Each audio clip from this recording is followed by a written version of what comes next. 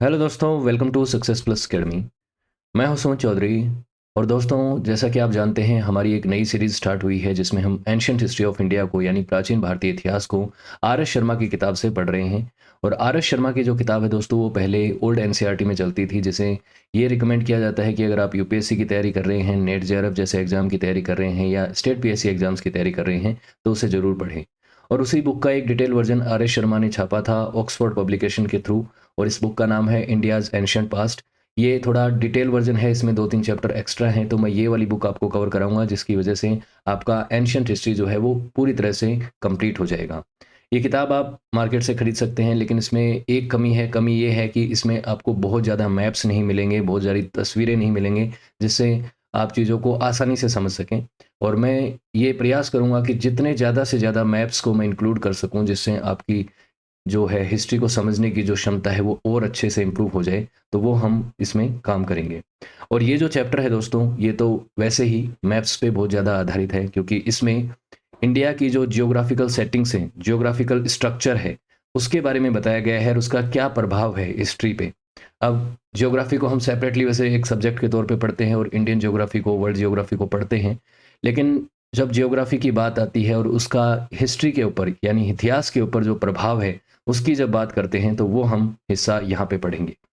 तो सबसे पहले तो आपको ये पता होना चाहिए कि भारत का जियोग्राफिकल स्ट्रक्चर कैसा है, भौगोलिक ढांचा कैसा है। तो भौगोलिक ढांचा में आपको नज़र आता है कि नॉर्थ में आपको हिमालयन रेंज नज़र आती हैं।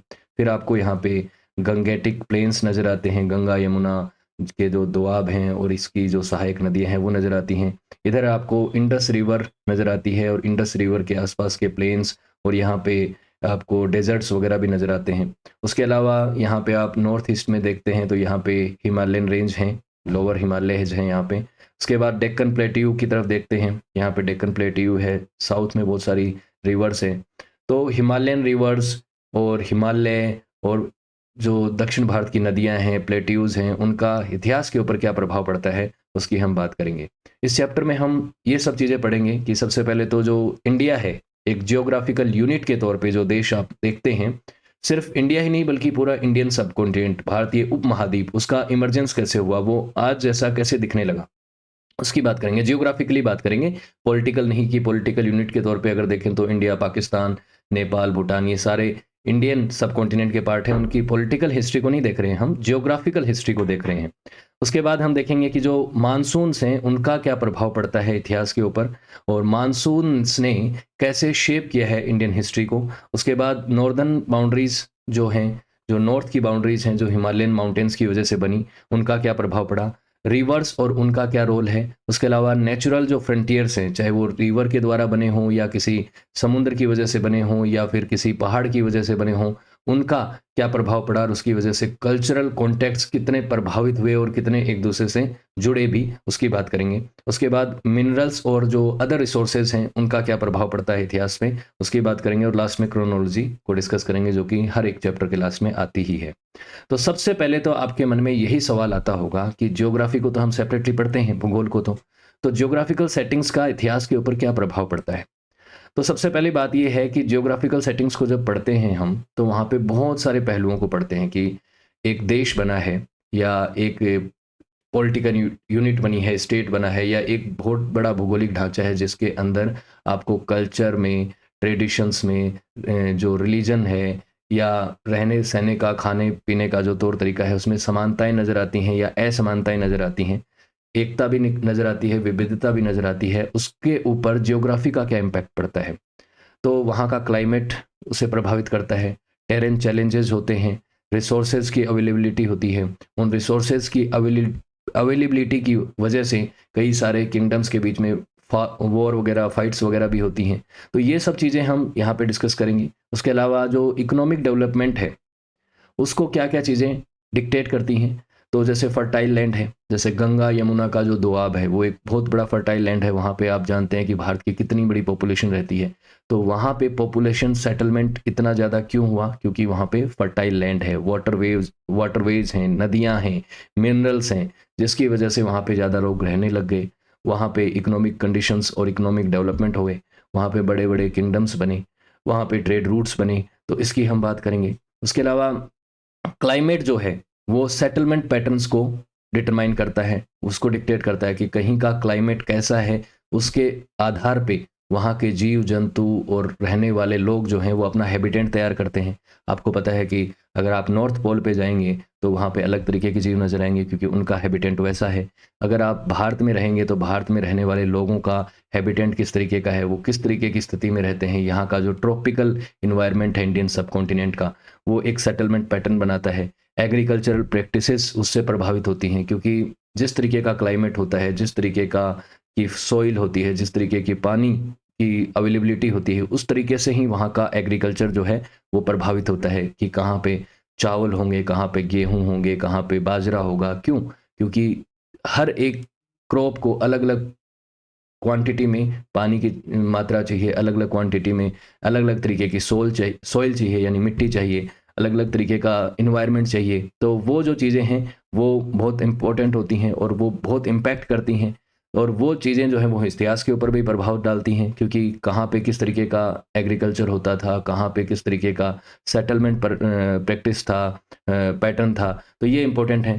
ट्रोपोग्राफी जो है वो भी एक नेचुरल डिफेंस और बैरियर जो है उसके ऊपर उसको प्रभावित करती है, कि जहाँ पे कहीं पे पहाड़ हैं, कहीं पे नदियाँ हैं, कहीं पे प्लेन्स हैं, कहीं पे डेजर्ट है, तो उसका प्रभाव पड़ता है कि कैसे कहाँ पे डिफेंस होगा। मिलिट्री स्ट्रेटजीज, टेरिटोरियल एक्सपांशन जो है वो इसकी वजह से प्रभावित होता है, इसकी वजह से उसका इम्पैक्ट पड़ता है। स्ट्रेटजिकल लोकेशंस जो हैं वो इम्पोर्टेंट पॉइंट्स बन जाते हैं कॉन्फ्लिक्ट्स और डिप्लोमेसी के लिए। स्ट्रेटजिकल लोकेशंस हर जगह होती हैं। आज भी स्ट्रेटजिकल लोकेशंस का आप प्रभाव देखते हैं जियोपॉलिटिक्स पे, तो पहले भी पड़ता था, तो वो इतिहास में हम उसे पढ़ते ही हैं। नेचुरल डिजास्टर्स जो होते हैं, अब आप देखते हैं नेचुरल डिजास्टर्स की वजह से कोई जगह जो है वो रहने लायक रहती है कि नहीं रहती है। कई बड़ी सोसाइटीज़ और कई बड़े सिविलाइजेशंस नेचुरल डिजास्टर्स के चलते ख़त्म हुए हैं। तो ये एक बहुत इंपॉर्टेंट पहलू है। तो ये भी जियोग्राफी में हम इसको डिस्कस करते हैं और उसका इतिहास पर प्रभाव पड़ता है। तो अल्टीमेटली हम ये कह सकते हैं कि जो जियोग्राफिकल सेटिंग्स हैं, भौगोलिक ढांचा जो है एक देश का, वो एक बहुत ही इम्पोर्टेंट फंडामेंटल रोल अदा करता है उस देश के इतिहास को शेप करने में। उसका चाहे इकोनॉमिक डेवलपमेंट हो, कल्चरल एक्सचेंज हो, चाहे किसी सभ्यता का राइज हो, किसी सभ्यता का फॉल हो, या वहाँ पे एग्रीकल्चरल प्रैक्टिसेस हों, इन तमाम चीज़ों के ऊपर प्रभाव पड़ता है किसका? भौगोलिक ढांचे का। अब बात करते हैं सबसे पहले इमरजेंस ऑफ इंडिया। जो भारत देश आप देखते हैं आज के समय, जिसके कई नाम हैं, और उन नामों की बात मैंने पिछले लेक्चर में करी थी कि भारत का नाम इंडिया कैसे पड़ा, भारत का नाम हिंदुस्तान कैसे पड़ा, हिंदू जो है एक जियोग्राफिकल टर्म थी, वो रिलीजियस टर्म कैसे बनी, और ये सभी चीज़ें हमने डिस्कस करी थी।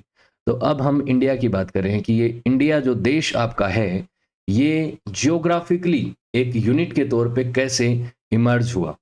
तो इंडियन सब कॉन्टिनेंट की अगर बात करें, इंडियन सब कॉन्टिनेंट के अंदर अगर आप बात करेंगे तो ये 5 देश आते हैं प्रमुख तौर पे, जिनका आप मैप देख सकते हैं, जिसमें भारत सबसे बड़ा देश है। उसके अलावा पाकिस्तान, जो कि 1947 से भारत से अलग हुआ। उसके अलावा बांग्लादेश भी, जो कि पहले ईस्ट पाकिस्तान था, बाद में 1971 की लड़ाई के बाद और भारत ने इसे लिबरेट करा दिया और ये अलग देश बन गया। तो भारत, पाकिस्तान, बांग्लादेश, नेपाल, भूटान, ये जो पाँचों देश हैं, और श्रीलंका भी जिसके अंदर अगर इंक्लूड कर लिया जाए, तो ये क्या है? आपका इंडियन सब कॉन्टिनेंट है। कई बार इसमें मालदीव को भी ऐड कर दिया जाता है, कई बार इसे इसके अंदर अफगानिस्तान को भी ऐड कर दिया जाता है, लेकिन ये अगर सभी चीज़ों को अगर ऐड कर दिया जाए तो ये साउथ एशिया बन जाएगा। तो एशियन महाद्वीप का, एशियन कॉन्टिनेंट का एक सब कॉन्टिनेंट है, उसे इंडियन सब कॉन्टिनेंट कहा जाता है, जिसमें कल्चर के आधार पे, जिसमें रिलीजन के आधार पे, जिसमें लोगों के रहन सहन खान पान के आधार पे, एथनिसिटी के आधार पे कई सारी समानताएं पाई जाती हैं। तो ये जो इंडियन सब कॉन्टिनेंट है, ये तकरीबन 40 मिलियन ईयर पहले, 40 मिलियन ईयर पहले जो है वो इमर्ज हुआ। इसका अस्तित्व इस तरीके का बना जैसा आज आपको नजर आता है एक जियोग्राफिकल यूनिट के तौर पे। इस तरीके का भौगोलिक ढांचा 40 मिलियन ईयर पहले आया। तो 1 मिलियन में 10 लाख साल होते हैं, तो 40 मिलियन में कितने हो गए?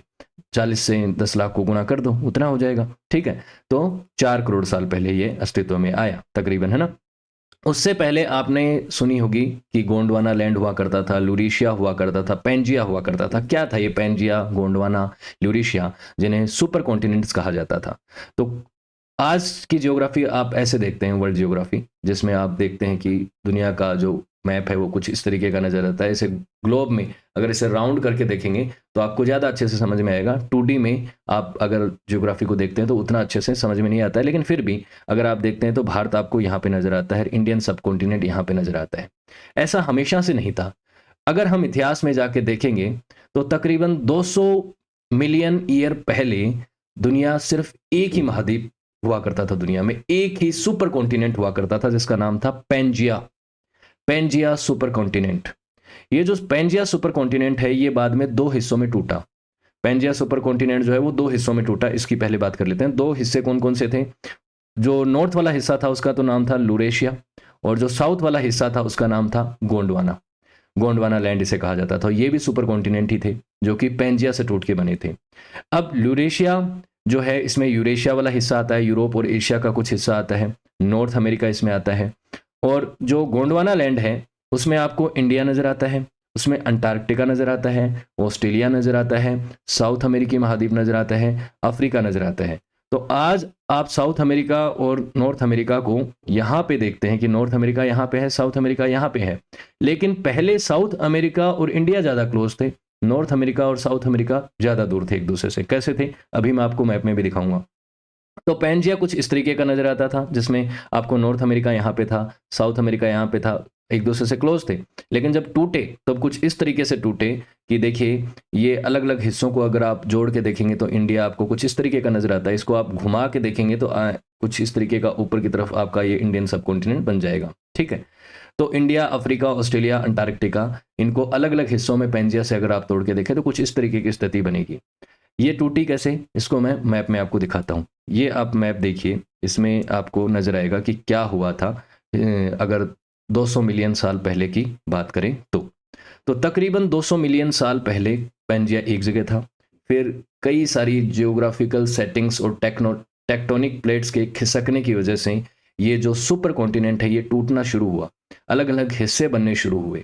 पहले यूरेशिया और गोंडवाना लैंड बने, उसके बाद धीरे धीरे उनमें से भी अलग अलग जो है जियोग्राफिकल यूनिट्स टूटती चली गई। आप देखिए कि 130 मिलियन साल पहले, 120 मिलियन साल पहले कैसे टूट रहा है। ये आपको देखिए इंडियन सब कॉन्टिनेंट टूटता हुआ नजर आ रहा होगा यहाँ पे।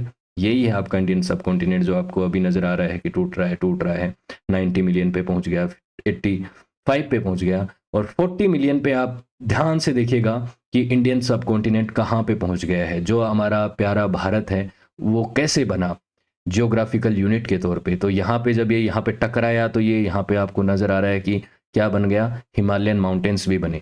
तो ये देखिए 25 मिलियन साल पहले, 20 मिलियन साल पहले, 15 मिलियन साल पहले, और ये बनते बनते हम जीरो पे पहुँचेंगे और आज के समय आपको जो जियोग्राफी दिखती है वो कुछ इस तरीके की बनी।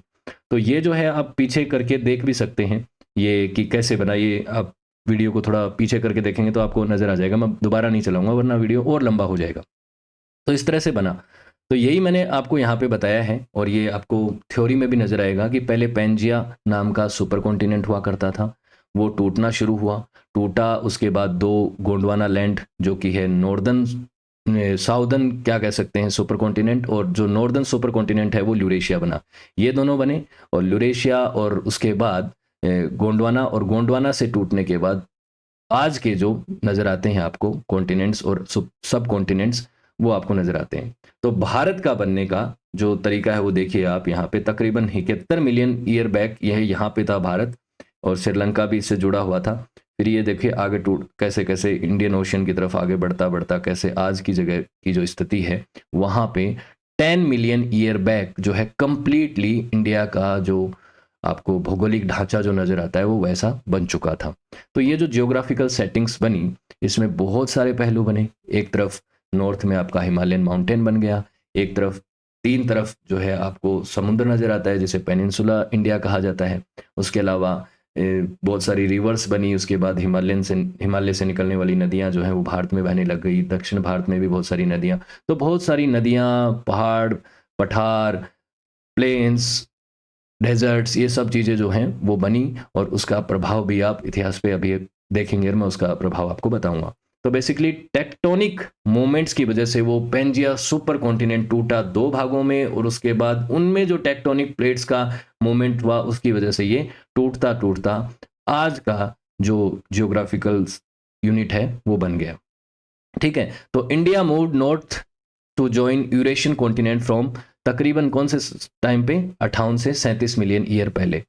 ये उस दौर की बात कर रहे हैं जिस समय हम ह्यूमन हिस्ट्री को तो पढ़ते ही नहीं है, ये जो वर्ल्ड की हिस्ट्री है उसको हम पढ़ते हैं, वर्ल्ड की यानी कि अर्थ की हिस्ट्री को हम पढ़ते हैं। अर्थ की हिस्ट्री को हम जब पढ़ते हैं तो तकरीबन अर्थ की जो उम्र है, आयु जो है वो 4600 करोड़ साल पहले की मानी जाती है, 4600 मिलियन ईयर की मानी जाती है, यानी 4.6 अरब सालों की मानी जाती है, तकरीबन इतनी मानी जाती है। उसके बाद जो अगर आप देखते हैं कि जो लास्ट आइस एज थी जिसे प्लीस्टोनिश इपोक कहा जाता है, ये तकरीबन 2 मिलियन से 12,000 बीसी के बीच के समय की बात है। इस समय हिमालयन माउंटेन जो है वो डेवलप हो रहा था, अपलिफ्टमेंट हो रहा था। इसका जो अपलिफ्टमेंट है वो 4 फेजेस में हुआ है, मतलब जो हिमालय आज दुनिया का सबसे ऊंचा पहाड़, सबसे ऊंचा माउंटेन नजर आता है, वो 4 बार अपलिफ्ट होकर इतना बड़ा बना है। और इतना पुराना माउंटेन नहीं है, अरावली जो है वो हिमालय से पुराना माउंटेन है, लेकिन हिमालय उतना पुराना नहीं है। लेकिन ये जब टेक्टोनिक प्लेट्स के यहाँ से टकराने की वजह से हुआ तो ऊपर उठ गया, ये अपलिफ्टमेंट हो गया इसका, और ये 4 फेजेस में हुआ। और आखिरी जो अपलिफ्टमेंट है वो कब हुआ, लास्ट आइस एज में हुआ, जिसे प्लेस्टोनीस इपोक कहा जाता है। इसके बारे में हम ज़्यादा डिटेल में नहीं पढ़ेंगे यहाँ पे, क्योंकि हम हिस्ट्री को पढ़ रहे हैं, ज्योग्राफी को नहीं पढ़ रहे हैं कि कैसे उसका फॉर्मेशन हुआ और क्या प्रोसेस था, वो हम कभी ज्योग्राफी में पढ़ेंगे। ठीक, अब बात आती है कि इंडियन सब कॉन्टिनेंट जो है वो एक बहुत बड़ी जियोग्राफिकल यूनिट है। अगर हम पूरे यूरोप के कॉन्टिनेंट की बात करें, उसमें अगर रशिया को हटा दें, वैसे पूरा रशिया यूरोप में आता भी नहीं है, रशिया एक ऐसा देश है जो कि यूरोप में भी आता है और एशिया में भी आता है, तो रशिया को अगर हटा दिया जाए तो बाकी बचा हुआ जो यूरोप है लगभग उतना बड़ा अकेला इंडियन सब कॉन्टिनेंट है। आप जानते हैं कि एशिया दुनिया का सबसे बड़ा कॉन्टिनेंट है, और ये जो एशिया के अंदर एक सब कॉन्टिनेंट है वो है इंडियन सब कॉन्टिनेंट, और वो इंडियन सब कॉन्टिनेंट लगभग पूरे यूरोप के बराबर है। तो इतना बड़ा सब कॉन्टिनेंट है ये आपका। ठीक है, the Himalayan played a important role part in forming the Indo Gangetic plains. Indo Gangetic plains के फॉर्मेशन में हिमालय का बहुत इंपॉर्टेंट रोल है, क्योंकि जो प्लेन्स है वहाँ से जो नदियाँ बहती हैं उसी की वजह से वो प्लेन्स जो हैं वो इतने फर्टाइल हुए, इतने उपजाऊ हुए वहाँ की ज़मीन, जिसकी वजह से वहाँ का जो है आप कह सकते हैं एग्रीकल्चर या वहाँ का जो सेटलमेंट है वो ज़्यादा प्रभावित हुआ, कि वहाँ पर लोग ज़्यादा रहने लग गए, वहाँ पे खेती ज़्यादा होने लगी, वहाँ पे एलुविल, वहाँ की जो सॉइल है वो डिपॉजिट अगर वहाँ पे देखेंगे तो वो बहुत ही उपजाऊ ज़मीन वहाँ पे बनी। तो इस तरह से चीज़ें हुई, तो इंडियन सब कॉन्टिनेंट बना। इंडियन सब कॉन्टिनेंट आप देखें तो कुछ इस तरीके का आपको नज़र आता है, यहाँ पे पहाड़, प्लेन्स, यहाँ पे डेजर्ट्स, यहाँ पे प्लेटियो, सब कुछ आपको नज़र आएंगे। ठीक, अब देखते हैं कि मानसून का क्या रोल है इंडियन हिस्ट्री को शेप करने में। एक बहुत इंपॉर्टेंट रोल है, क्योंकि इंडियन सब कॉन्टिनेंट एक ट्रॉपिकल जोन है, ट्रॉपिकल जोन है, यहाँ का ह्यूमिड भी रहता है, यहाँ का एनवायरनमेंट वार्म भी रहता है, और ये आपका जो इक्वेटर है उसके पास है बहुत ज़्यादा, तो उसका प्रभाव पड़ता है कि वहाँ की क्लाइमेट की कंडीशंस की वजह से यहाँ पे मानसून जो है वो कैसे कैसे बनता है। तो 2 तरीके का मानसून भारत में है मेनली, एक तो है साउथ वेस्ट मानसून और एक है नॉर्थ ईस्ट मानसून। तो साउथ वेस्ट मानसून जो है वो आप इस तरह से देखते हैं कि अरेबियन सी से यहाँ से ओरिजिनेट होता है। ठीक है, एक वेव्स तो इधर से और दूसरी बे ऑफ बंगाल से, तो इसकी वजह से लगभग पूरे भारत में वर्षा होती है, रेनफॉल होता है, और लगभग पूरे भारत में ये मानसून सत्र कब चलता है, जून से लेकर अक्टूबर के बीच में, जून से सितंबर के बीच में मान लेते हैं, कहीं मई से आप इसे सितंबर तक देख लेते हैं, तो मई से लेके अक्टूबर तक कंप्लीट हो जाता है। मई में एंट्री होती है और सितंबर एंड और अक्टूबर के एंड मिड तक आते आते पूरी तरह से मानसून विड्रॉ हो जाता है। ये बहुत इंपॉर्टेंट मानसून है भारत के लिए। ठीक है, और जो दूसरा नॉर्थ ईस्टर्न मानसून जो है वो भी इंपॉर्टेंट है, लेकिन वो भारत के ज़्यादा हिस्सों को प्रभावित नहीं करता। साउथ के कुछ हिस्सों को, तमिलनाडु वाले हिस्से को इसको प्रभावित करता है, गुजरात वाला कुछ हिस्सा, गुजरात और ये जो डेक्कन वाला हिस्सा है कुछ इसको, लेकिन बाकी जो है ज़्यादातर हिस्सा जो है वो साउथ वेस्टर्न मानसून से ही प्रभावित होता है, और यही सबसे इंपॉर्टेंट रोल अदा करता है। भारत में जो फसलें मानसून के ऊपर डिपेंडेंट है, स्पेशली जो खरीफ की फसल है जिसमें बाजरा, आपके मूंग, ग्वार, ये सब फसलें होती हैं, उसमें अगर आप देखेंगे नॉर्थ इंडिया में तो प्राइमरली आज के समय पे भी आप राजस्थान जैसी जगहों पे देखेंगे जहाँ पे ज़्यादा पानी नहीं है, एग्रीकल्चर में इरिगेशन इतना होता नहीं है, पानी की कमी है, वहाँ पे खरीफ की फसलें बोई जाती हैं और वो मानसून पे आधारित होती हैं ज़्यादातर, उन फसलों को पानी की कम ज़रूरत पड़ती है इसलिए। तो खरीफ की क्रॉप जो है वो एंशिएंट टाइम से ही यहाँ पे बोई जाती थी और यहाँ पे आप देखते हैं कि वही फसलें बोई जाती थी जो कि उस मानसून से बन जाएं, उनसे तैयार हो जाएं। तो साउथ वेस्ट मानसून जो है वो खरीफ की फसल के लिए भी इंपॉर्टेंट है, फिर रबी की फसल के लिए भी इंपॉर्टेंट है, क्योंकि लास्ट तक चलता है सितंबर अक्टूबर में, और उसके बाद नवंबर में आप जानते हैं कि अक्टूबर में इस सीजन के टाइम पे जो है रबी की फसल को बो दिया जाता है। तो इस तरीके से चीज़ें होती हैं। अब भारत में मानसून्स की अलग अलग वेव्स आप देख सकते हैं कि कहाँ से कहाँ पे शुरू होता है। 1 जून से देखिए यहाँ पे ये मानसून, साउथ वेस्ट मानसून की बात कर रहे हैं, 5 जून तक कैसे कैसे कहाँ पहुँचता है ये। तो राजस्थान में काफ़ी लेट एंट्री होती है इसकी, और महाराष्ट्र तक ये जून महीने में पहुँच जाता है, फिर जुलाई और जून के एंड में, जुलाई अगस्त में ये राजस्थान तक पहुँचता है। तो ये देखिए इसकी वेव्स देखिए आप, पूरे भारत में फैली हुई हैं साउथ वेस्ट मानसून की। ठीक, अब ये है कि जो मानसून की जो डायरेक्शंस हैं वो तकरीबन 1st सेंचुरी एडी में डिस्कवर करी गई, और जब मानसून की बारे में पता चला कि इस तरीके से मानसून इस टाइम पे ऐसे ऐसे आएगा, तो उससे क्या फ़ायदा हुआ। एक तो लोगों को फसलें कब बोनी है, क्या करना है, किस तरीके से एग्रीकल्चर की जो प्रैक्टिसेस हैं उनके बारे में एक अच्छी जानकारी हो गई। तो एग्रीकल्चरल प्रोडक्ट्स जो हैं और वो बढ़ गए, उनमें आप ये मान सकते हैं एफिशिएंसी बढ़ गई। लेकिन दूसरा इसका प्रभाव ये भी पड़ा कि इसकी वजह से जो है ट्रेड रूट्स और जो रूट्स हैं, ट्रेवल रूट्स हैं, उनका भी एक जो है उनके ऊपर भी प्रभाव पड़ा। उनको भी आसानी मिली कि मानसून के टाइम पे आप जानते हैं कि ट्रैवल करना, स्पेशली अगर बात करें समुद्रों में, रास्तों में, अगर मैरी टाइम में, तो उससे का जो है वो प्रभाव पड़ता है उसके ऊपर, आसान नहीं होता है। तो कब भारत में ट्रेवल किया जा सकता है, कौन से समय पे कहाँ पे ट्रेवल करना है, इसका बहुत प्रभाव पड़ा। तो डिस्कवरी ऑफ मानसून जो है उसकी वजह से ट्रेड और कल्चरल कॉन्टेक्स्ट जो है उनके ऊपर प्रभाव देखने को मिलता है, और उनसे उनका इम्पैक्ट जो देखने को मिलता है, जिसकी वजह से हिस्ट्री पे भी इसका प्रभाव पड़ता है। फिर नॉर्दर्न बाउंड्रीज की अगर बात करें, तो नॉर्दर्न बाउंड्रीज में आपका सबसे इंपॉर्टेंट रोल कौन अदा करता है, वो है हिमालयन माउंटेन्स। हिमालयन माउंटेन्स जो हैं वो एक तो सबसे बड़ा हमें ये काम करते हैं कि वो हमें जो रशिया की तरफ से, आर्कटिक की तरफ से, साइबेरिया की तरफ से आने वाली ठंडी हवाएं और ठंडा जो मौसम है उससे प्रोटेक्ट करता है, क्योंकि हिमालयन माउंटेन बहुत बड़ा है, बहुत ऊंचा है। तो इस साइड से आने वाले जो ठंडी विंड्स हैं उससे हमें हिमालयन माउंटेन जो है वो बचाता है। बहुत इंपॉर्टेंट रोल है हिमालयन माउंटेन का इसमें। तो इससे क्या है कि हमारा जो क्लाइमेट है, हमारा जो हैबिटेंट है वो सुरक्षित रहता है, प्रोटेक्टेड रहता है उन ठंडी हवाओं से। उसके बाद बात आती है कि ये जो क्लाइमेट है ये तो प्रभाव पड़ता ही है, जिसकी वजह से यहाँ के जो प्लेन्स हैं, यहाँ की जो लोग रहने वाले हैं, उनको बहुत हैवी क्लोथ्स या बहुत ज़्यादा सर्दी का अपना अरेंजमेंट वैसे नहीं करना पड़ता, क्योंकि भारत में अगर देखें तो ज़्यादा लंबे समय तक सेंट्रल इंडिया में और नॉर्थ में इतनी सर्दी नहीं पड़ती है। अगर हम बात करें कश्मीर वगैरह में, जो हिमालयन माउंटेन की रेंज में है वहीं पड़ती है ज़्यादा सर्दी, बाकी जगहों पे इतनी सर्दी पड़ती नहीं है। तो ये एक प्रभाव पड़ता है कि नेचुरल बाउंड्री प्रोवाइड करता है। उसके बाद हिमालय जो है वो बहुत ऊंचा है, उसकी काफ़ी हाइट है। आप हाइट्स की बात करें तो दुनिया की सबसे ऊंची चोटी क्या है, आप जानते हैं क्या है? Mount Everest. तो माउंट एवरेस्ट हो गया 8,800 समथिंग किलोमीटर का है, मीटर ऊंचा है वो।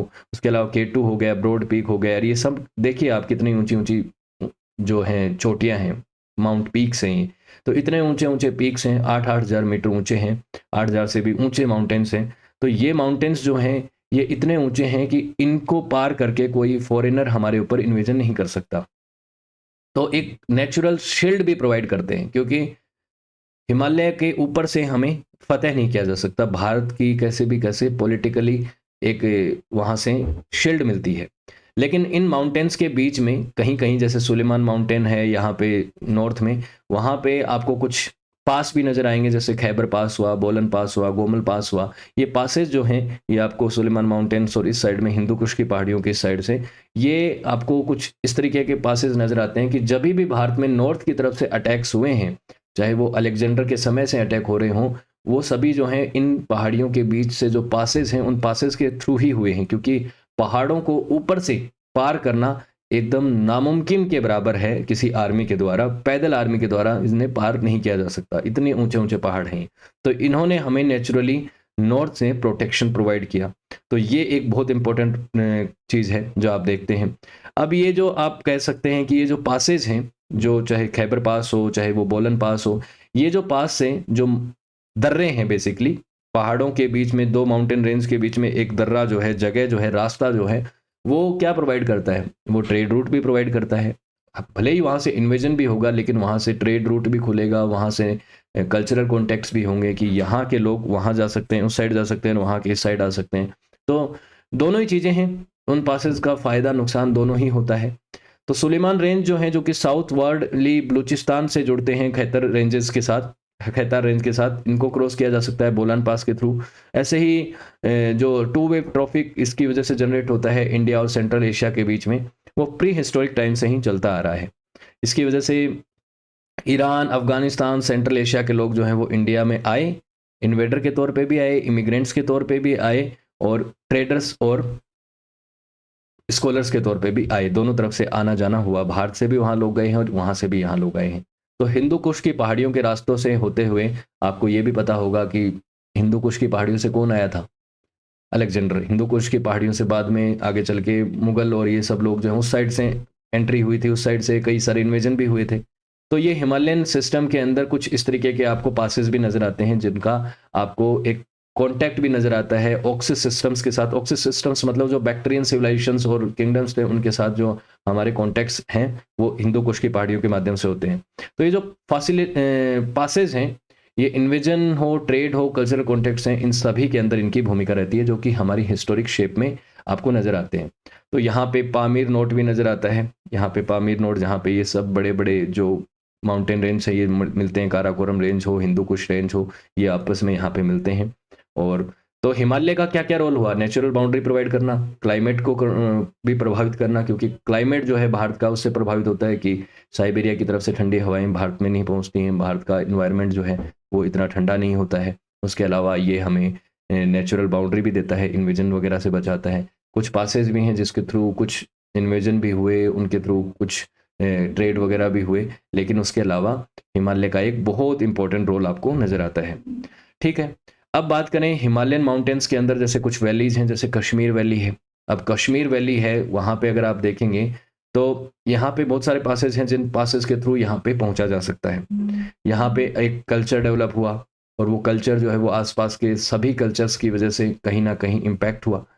अब उसमें आप ये देखते हैं कि विंटर में वहाँ पे सर्दियाँ बहुत पड़ती हैं, तो विंटर में वो लोग जो है वो दूसरी जगह ट्रेवल भी करते हैं जहाँ पे मौसम ज़्यादा रहने लायक हो, और जब दूसरी जगह गर्मी पड़ती है तो वो लोग वहाँ पे भी आते हैं कि यहाँ पे रहने लायक मौसम हो जाए। तो वो चीज़ें होती हैं। तो इकोनॉमिकली और कल्चरली यहाँ पे बहुत सारे इंटरेक्शंस होते हैं इन प्लेन्स और वैलीज के बीच में। पामीर प्लेट्यू है।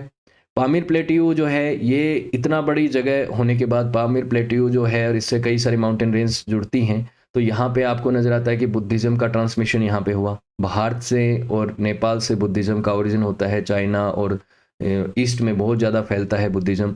तो उसमें इतना बड़ा माउंटेन रेंज होने के बावजूद भी कहीं ना कहीं बुद्धिज़्म जो है वो सेंट्रल एशिया और एशिया के चाइना वाले हिस्सों तक पहुँचा, भले ही इतने बड़े माउंटेन्स बीच में क्यों ना आए। तो ऐसा भी नहीं है कि ये माउंटेन्स जब बीच में आते हैं तो सभी तरीके का कल्चरल ट्रांसमिशन रुक जाता है, ट्रांसमिशन होता है। वैली ऑफ नेपाल की अगर बात करें, जो कि छोटी है साइज में, यहाँ पे भी लोग जो हैं वो गंगेटिक प्लेन्स हैं, वहाँ पे गए हैं, और जो हिंदुइज्म है और जो पुराने वैदिक रिलीजन थे उनका प्रभाव वहाँ तक देखने को मिलता है कि वहाँ पे बहुत संख्या में संस्कृत मैन्युस्क्रिप्ट्स मिली हैं। संस्कृत मैन्युस्क्रिप्ट कश्मीर में भी मिली हैं। इसका मतलब वो जो कल्चरल आप कह सकते हैं ट्रांसमिशन है वो कंटिन्यूसली रहा है, चाहे कुछ भी हो, कितना भी बड़ा पहाड़ हो, कितना भी बड़ा समुंदर हो, किसी के भी बीच में है। लेकिन जब एक सभ्यता और दो सभ्यताओं के बीच में एक कोई भी नेचुरल बैरियर भी होता है, तो कहीं ना कहीं उसके बावजूद भी वहाँ पे कल्चरल ट्रांसमिशन हो जाता है, किसी ना किसी तरीके से लोग ये रास्ता ढूंढ ही लेते हैं। तो ये चीज़ है। वो नेचुरल बाउंड्री, जो नेचुरल बाउंड्री क्रिएट हुई है उस पर्टिकुलर क्षेत्र की जियोग्राफी की वजह से, वो उसे प्रोटेक्ट तो करती है, उसके इन्वायरमेंट पे प्रभाव भी डालती है, लेकिन ऐसा नहीं है कि वो इतना पूरी तरह से बंद कर देती है कि कोई नेचुरल किसी भी तरीके का ट्रांसमिशन हो ही ना सके, किसी तरीके का ट्रेड ना हो सके, किसी तरीके का कल्चरल ट्रांसमिशन ना हो सके, ये चीज़ें होती हैं। आप देखेंगे कि एक नदी जो है, अभी मैं आगे बात करूँगा कि नदी के एक तरफ और दूसरी तरफ जो है, हो सकता है बहुत सारी असमानताएँ हों, कल्चर में विविधता हो, भाषा में विविधता हो, लेकिन फिर भी कहीं न कहीं उस नदी और उस नदी के पार आपको कोई ना कोई कल्चरल ट्रांसमिशन नज़र आ जाएगा, क्योंकि लोग एक जगह से दूसरी जगह ट्रैवल करने के रास्ते ढूँढ लेते हैं, ठीक है? भले ही एक आर्मी उस नेचुरल बाउंड्री को बड़ी संख्या में एक साथ पार ना कर पाए, स्ट्रेटेजिकली वो एडवांटेज दे उस जियोग्राफिकल लोकेशन को, उस कंट्री को, उस स्टेट को, लेकिन कहीं ना कहीं लोग ट्रेवल तो करते ही हैं। तो ये चीज़ आप बार बार यहाँ पे देखेंगे, रिवर्स में भी हम पढ़ेंगे, नेचुरल बाउंड्रीज के समय पे भी ये चीज़ हम पढ़ रहे हैं। तो उसके बाद अगर हम बात करें हिमालयन फुट हिल्स की, जो हिमालय से जब नीचे की तरफ उतरते हैं तो वहाँ पे जो लोअर हिमालयज हैं, नीचे आके प्लेन्स हैं, वहाँ पे हिमालय की नदियाँ बहती हैं, वहाँ पे एल्यूविली सॉइल का डिस्पोज होती है, वहाँ पे आके इकट्ठी होती है, वहाँ पे प्लेन्स वगैरह बन जाते हैं, वहाँ पे फर्टाइल लैंड बन जाती हैं। वहाँ पे नदियाँ जो हैं उनकी विड्थ जो है वो चौड़ाई बेसिकली कह सकते हैं वो कम है, जिसकी वजह से लोग उसको आसानी से पार भी कर लेते हैं। यहाँ पे बहुत सारी हिमालय की नदियाँ आपको नज़र आती हैं, जिसमें 3 नदियाँ आप प्रमुख है, उनकी सहायक नदियाँ। एक इधर से आपकी बढ़ती है आपकी इंडस रिवर, इधर आपकी गंगा नदी सबसे प्रमुख नदी भारत की, गंगा नदी और उसकी सहायक नदियाँ, और उसके अलावा इस साइड से ब्रह्मपुत्र रिवर और उसकी सहायक नदियाँ। तो ये जो 3 नदियाँ हैं और तीनों नदियों की सहायक नदियाँ हैं, बहुत सारी सैकड़ों की संख्या में यहाँ नदियाँ बन जाती हैं। ये नदियाँ जो हैं ये एक इम्पोर्टेंट रोल अदा करती हैं भारत की जियोग्राफी, यहाँ की सेटलमेंट पैटर्न और यहाँ के एग्रीकल्चरल प्रैक्टिसेस के लिए।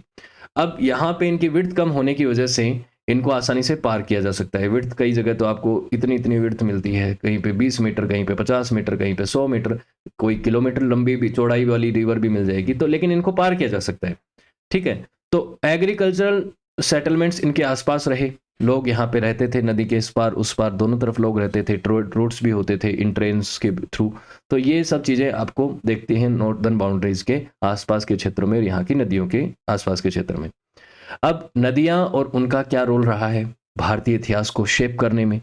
तो भारत में बहुत सारी नदियाँ हैं और नदियों के किनारे हम प्राचीन काल से पढ़ते आ रहे हैं कि दुनिया में जो सभ्यताएं बनी और जो सभ्यताएं राइज हुई, सभ्यताओं का राइज हुआ, उदय हुआ, वो ज़्यादातर नदियों के किनारे हुआ है।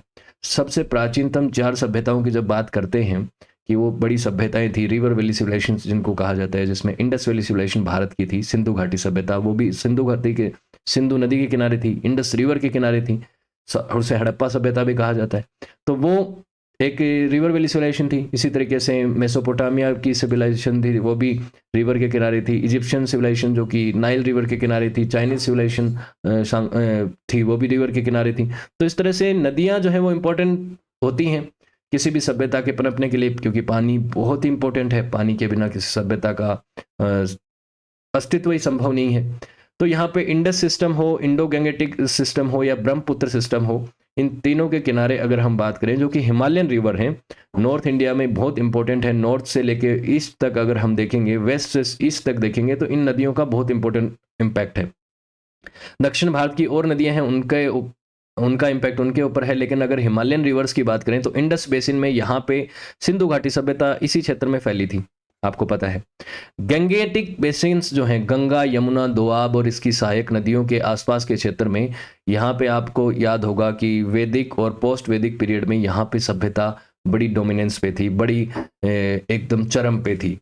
अगर हम बात करें वैदिक रिलीजन की और वैदिक कल्चर की, वैदिक सिविलाइजेशन की, तो उसकी शुरुआत यहाँ पे नॉर्थ वेस्ट से हुई, लेकिन बाद में इस क्षेत्र में ये लोग ज़्यादा रहने लगे। और जो महाजनपद पीरियड में भी पढ़ते हैं तो यही सेंटर रहता है, इसी सेंटर में मेनली पढ़ते हैं। यहीं पे मगध है, यहीं पे पाटलिपुत्र, और ये सभी नदियाँ जो हैं यहीं से बहती हैं। तो गंगा बेसिन यहाँ पे, फिर ब्रह्मपुत्र बेसिन जो है उसका आपको नॉर्थ ईस्ट वाले जो स्टेट्स हैं उनके ऊपर देखने को मिलता है, और बांग्लादेश में जाके बांग्लादेश तक इसका प्रभाव नजर आता है। बांग्लादेश में गंगा और यमुना गंगा और ब्रह्मपुत्र मिलती भी हैं, और फिर बे ऑफ बंगाल में जाके इनका विलय हो जाता है। तो इन नदियों का बहुत ज़्यादा प्रभाव है, इनका प्रभाव भारत के इतिहास को शेप करने में बहुत इंपॉर्टेंट है।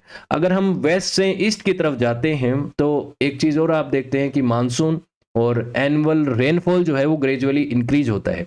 वेस्ट से ईस्ट की तरफ जाने का मतलब है कि अगर आप राजस्थान से मेघालय की तरफ जाएंगे तो आपको पानी यानी कि रेनफॉल जो है वो बढ़ता हुआ नजर आएगा, रेनफॉल बढ़ता हुआ नजर आएगा। राजस्थान में बहुत कम बरसात होती है और मेघालय में सबसे ज़्यादा बरसात होती है, ये आपको पता ही है। तो ये 25 सेंटीमीटर से 250 सेंटीमीटर तक वेरी करता है भारत के वेस्ट से ईस्ट तक जाने पे, इतना ज़्यादा प्रभाव पड़ता है। तो यहाँ पे यही नदियाँ नहीं हैं, और भी नदियाँ हैं भारत में, बहुत सारी नदियाँ हैं। आप देख सकते हैं कि ये तो आपको गंगा यमुना वाला क्षेत्र नज़र आ रहा है ना, गंगा यमुना और इसकी सहायक नदियाँ हैं। इधर आपको आपकी अभी मैंने बात करी थी इंडस रिवर, उसकी सहायक नदियां हैं। इधर ब्रह्मपुत्र, तो ये तो हिमालयन रिवर्स हो गई। इसमें दक्षिण भारत में आपको बहुत सारे हिल्स और उनके हिल्स से निकलने वाली जो रिवर्स है वो आपको नजर आती हैं। यहाँ पे नर्मदा, ताप्ती, गोदावरी, कृष्णा, तुंगभद्रा, बहुत इंपॉर्टेंट रिवर्स हैं गोदावरी वगैरह, ये महानदी, ये इंपॉर्टेंट रिवर्स हैं जो कि दक्षिण भारत, डेक्कन प्लेट्यू और यहाँ पे बहती हैं। तो इन नदियों का भी एक इम्पैक्ट है। तो एंशियंट इंडिया को अगर आप देखेंगे तो यहाँ पे भी इन सभी रिवर्स के आसपास के क्षेत्र को देखिए और इन जगहों के नाम देखिए। इंद्रप्रस्थ हुआ, मथुरा हुआ, अयोध्या हुआ, हस्तिनापुर हुआ, कुशीनगर हुआ, पाटलिपुत्र हुआ, ये सारे जो राजगृह हुआ, ये सभी जो जगह हैं ये आपको नजर आती हैं कि ये सभी नदियों के आसपास के क्षेत्र में फैली हुई थी, नदियों के आसपास बसे हुए थे लोग सभी। क्यों? क्योंकि नदियां एक बहुत इंपॉर्टेंट रोल अदा करती हैं किसी भी सभ्यता में। जब उस सभ्यता के की बात करें, स्पेशली जब वो सभ्यताएं एग्रीकल्चर वगैरह जैसी चीज़ों पे ज़्यादा डिपेंडेंट होती हैं। तो एग्रीकल्चर एक बहुत ही इम्पोर्टेंट फील्ड था उस समय। तो उस समय ये सारे जो है नदियाँ इम्पोर्टेंट रोल अदा करती थी उनके सेटलमेंट पैटर्न में भी और उनके एग्रीकल्चर पैटर्न में भी। तो रेनफॉल, रिवर्स और एग्रीकल्चर की अगर हम बात करें तो इंडस के आसपास के क्षेत्र में तकरीबन बरसात जो होती है वो कितनी होती है, 25 से लेकर 37 सेंटीमीटर के आसपास। मैंने अभी बताया था कि वेस्ट से ईस्ट की तरफ जाते हैं तो बरसात ज़्यादा होती है। तो वेस्ट में बहती है आपकी इंडस, वहाँ पे बरसात कम होती है। वेस्ट में राजस्थान है, आप राजस्थान को जानते हैं क्या है, मरु प्रदेश है ना। तो मरु प्रदेश है जहाँ पे बरसात कम होती है, जहाँ पे रेगिस्तान ज़्यादा है। तो आप समझ सकते हैं कि वेस्ट में राजस्थान है, राजस्थान में बरसात कम होती है, तो इंडस वाले क्षेत्र में बरसात कम होती है। फिर गंगेटिक प्लेन्स की तरफ जाते हैं तो यहाँ पे 37 से 60 सेंटीमीटर के बीच में बरसात होती है। और यहाँ पे अगर हम बात करें वेस्टर्न गंगेटिक प्लेन्स की तरफ, तो आगे चलते चलते फिर ईस्ट की तरफ जाएंगे और बरसात बढ़ती जाएगी, और फिर ब्रह्मपुत्र तक जाएंगे और ज़्यादा बरसात होती जाएगी। तो जितनी ज़्यादा बरसात होती जाएगी वहाँ पे ज़्यादा फॉरेस्ट भी होंगे। वहाँ पे आप ये भी देखेंगे कि बहुत ज़्यादा फॉरेस्ट होंगे तो उनको क्लीन करना पड़ेगा। अगर वहाँ पे कल्टीवेशन भी करना है, एग्रीकल्चर भी करना है, तो क्या करना पड़ेगा, उन फॉरेस्ट को क्लीन करना पड़ेगा। और फॉरेस्ट को क्लीन करने के लिए हमें टूल्स चाहिए। प्राचीन काल में पहले कैसे टूल होते थे, पहले तो स्टोन टूल होते थे, फिर कॉपर टूल्स होते थे, और उसके बाद आगे आने वाले समय में आयरन टूल्स बने। तो जब आयरन टूल्स बने उसके बाद जो बड़े फॉरेस्ट थे उनको कट किया गया, उनको क्लीन किया गया और उसकी जगह खेती होनी शुरू हुई। तो ये जो चीज़ है ये चलती जाती है।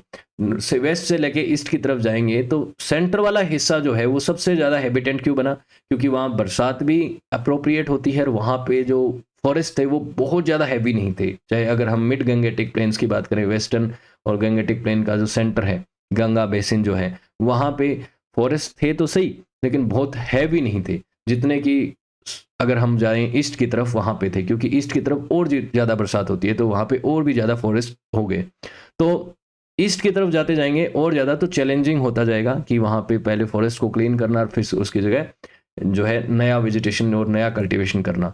तो ये चीज़ है, और ये चीज़ तब हो पाई जब आयरन जो है धातु उसका इस्तेमाल करना शुरू किया।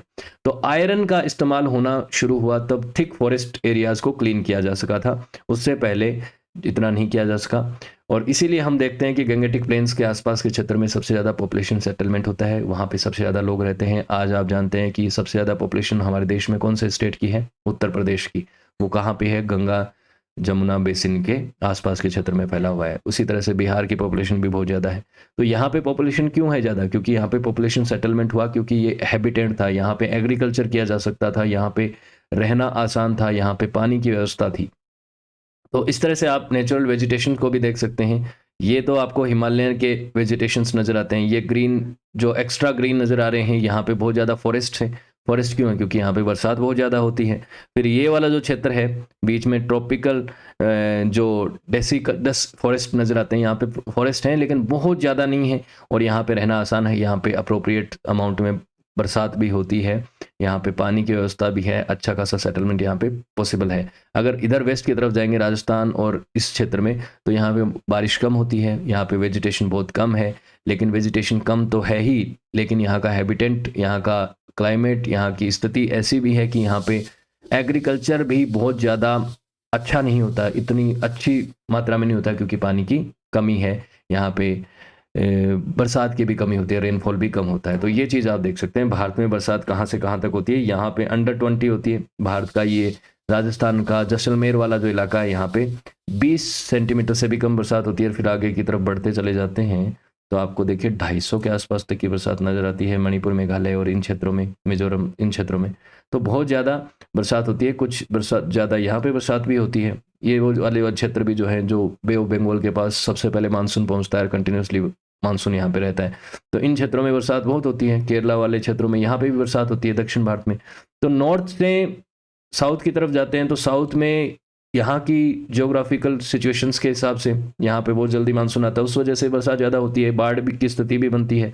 और यहाँ पे अगर हम वेस्ट की तरफ जाते जाएंगे, ईस्ट की तरफ जाते जाएंगे, तो यहाँ पे बारिश ज़्यादा होती जाएगी, जिसकी वजह से ज़्यादा वेजिटेशंस यहाँ पे ऑलरेडी हैं, नेचुरल वेजिटेशंस जो फॉरेस्ट वगैरह बने वो हैं। अब कल्चर्स की बात करें, रिवर्स और कल्चर की बात करें, तो हड़प्पन कल्चर जो है वो आपको पता है, हड़प्पन कल्चर और सिविलाइजेशन जो है वो इंडस वैली सिविलाइजेशन के आसपास के क्षेत्र में फैली हुई थी। उसके बाद वैदिक कल्चर की बात करें, वैदिक सिविलाइजेशन की अगर बात करें, तो वो नॉर्थ वेस्ट फ्रंटियर से उसकी शुरुआत होती है, पंजाब वाले क्षेत्र के आसपास से, और वो गंगेटिक बेसिन तक फ्लोरिश होता है। यानी कि आपका इंडस तो यहाँ पे, और ये जो आपका वैदिक कल्चर है वो यहाँ से शुरू हुआ, लेकिन बाद में आगे चल के यहाँ तक महाजनपद पीरियड वाले क्षेत्र समय पे देखिए कहाँ पे ज़्यादातर ये इसकी स्ट्रॉन्ग होल्डिंग थी। ठीक है, तो इस तरह से ये सिविलाइजेशन जो है वो आगे बढ़ा।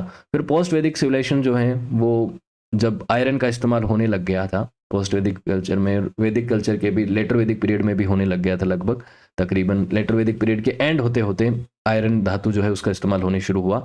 तो उसकी वजह से क्या हुआ कि जो ज़्यादा थिक फॉरेस्ट थे उनको भी कट किया जाने लगा, उनको भी क्लीन किया जाने लगा, और वहाँ पे भी खेती होनी शुरू हो गई। तो मिड गंगेटिक बेसिन्स और उससे आगे वाला जो क्षेत्र है वो पोस्ट वैदिक कल्चर्स में ज़्यादा जो है वहाँ पे सेटलमेंट्स हुए, वहाँ पे एग्रीकल्चर होना शुरू हुआ। तो पॉपुलेशन एक्सप्लोर्ड भी हो रही थी, बढ़ भी रही थी, और पॉपुलेशन जो है वो दूसरी जगहों पे शिफ्ट भी होने लग गई थी।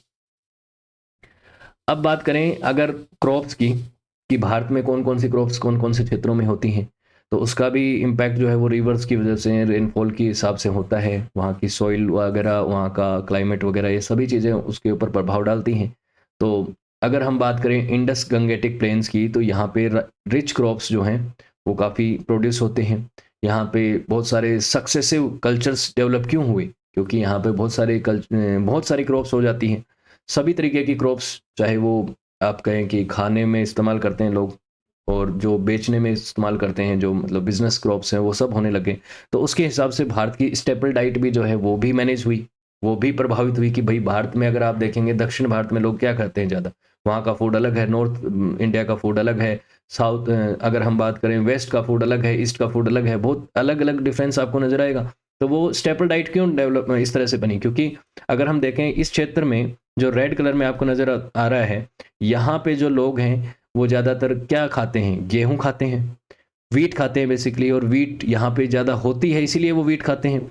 पंजाब में भी वीट होती है, पंजाब में चावल भी होते हैं। तो राइस जो है वो आपको नज़र आते हैं, भारत में सबसे ज़्यादा लोग जो हैं वो राइस खाते हैं, तो राइस आपको नज़र आते हैं। और राइस उन जगहों पर खाया जाता है जहाँ पे देखिए ये गंगेटिक प्लेन्स हैं, या फिर पंजाब में आपको इंडस और उसकी 5 सहायक नदियाँ, ये सब नदियाँ नज़र आती हैं। उसके अलावा बिहार, उत्तर प्रदेश, यहाँ पे चावल क्यों खाया जाता है, यहाँ पे वेस्ट बंगाल में चावल क्यों खाया जाता है, दक्षिण भारत में चावल क्यों खाया जाता है, क्यों, क्योंकि यहाँ पे चावल ज़्यादा होता है, और जो चीज़ ज़्यादा होती है वही खाया जाएगा। जो चीज़ यहाँ पे उगा पा रहे हैं लोग वही खाएंगे। तो वीट यहाँ पे नॉर्थ वेस्ट इंडिया के इस वाले हिस्से में खाई जाती है, और बाकी जगहों पे चावल ज़्यादा स्टेपल फूड के तौर पे, स्टेपल डाइट के तौर पे भी खाया जाता है। और उसके अलग अलग रेसिपीज़ के हिसाब से अलग अलग फूड्स तो बन ही जाते हैं, वो एक अलग बात है। लेकिन इसके अलावा मिलेट है, राइस है, वीट है, इनका आप अगर मैप देखें तो आपको ये पता चलेगा कि यहाँ के क्लाइमेट और यहाँ पे एग्रीकल्चर की जो पैदावार होती है उसके हिसाब से ही यहाँ का staple diet or staple food भी है वो डेवलप हुआ है। ठीक है, अब रिवर्स की और इम्पोर्टेंस अगर देखें तो ब्रह्मपुत्र वैली जो है, the lower Gangetic valley and north Bengal really come into the focus age of the Gupta. जो लोअर गंगेटिक वैली और नॉर्थ बंगाल है वो क्यों आया उस समय पे, पोस्ट गुप्ता पीरियड के समय पे? क्योंकि यहाँ पे जो ब्रह्मपुत्र रिवर है उसका जो है प्रभाव बढ़ने लग गया। क्यों बढ़ने लगा है कि उस समय आयरन जो है वो विकसित हो चुका था, आयरन के टूल बन चुके थे, फॉरेस्ट क्लीन करके लोग वहाँ पे रहने लग गए थे, तो इस तरह से चीज़ें होने लग गई। और उस समय जो है इस वैली का जो क्षेत्र है, गंगा यमुना दोआब वाला क्षेत्र, यहाँ पे लोग कंट्रोल करने के लिए रूलर्स आपस में लड़ते भी थे।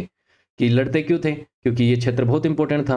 अगर हम बात करें 750 और 900 की, तो जब हम एक बात करते हैं कि कन्नौज ट्रायंगल के ऊपर काफ़ी कॉन्फ्लिक्ट रहता था कि इस क्षेत्र को कौन कंट्रोल करेगा, और इसके लिए इधर गुज्जर प्रतिहार लड़ता था, इधर से राजपूत लड़ता था, इधर से पाल वंश लड़ता था। क्यों इतना खून क्यों बहाया गया इस क्षेत्र के लिए? क्यों? क्योंकि ये बहुत ही उपजाऊ क्षेत्र था। यहाँ पे गंगा जमुना के फर्टाइल लैंड्स थे, यहाँ पे प्लेन्स थे, वहाँ से बहुत ज़्यादा उनको मुनाफा हो सकता था, एग्रीकल्चरल प्रोडक्ट मिलता, प्रोडक्शन बहुत ज़्यादा था यहाँ पे, उसकी वजह से उनको अच्छा खासा टैक्स मिल सकता था।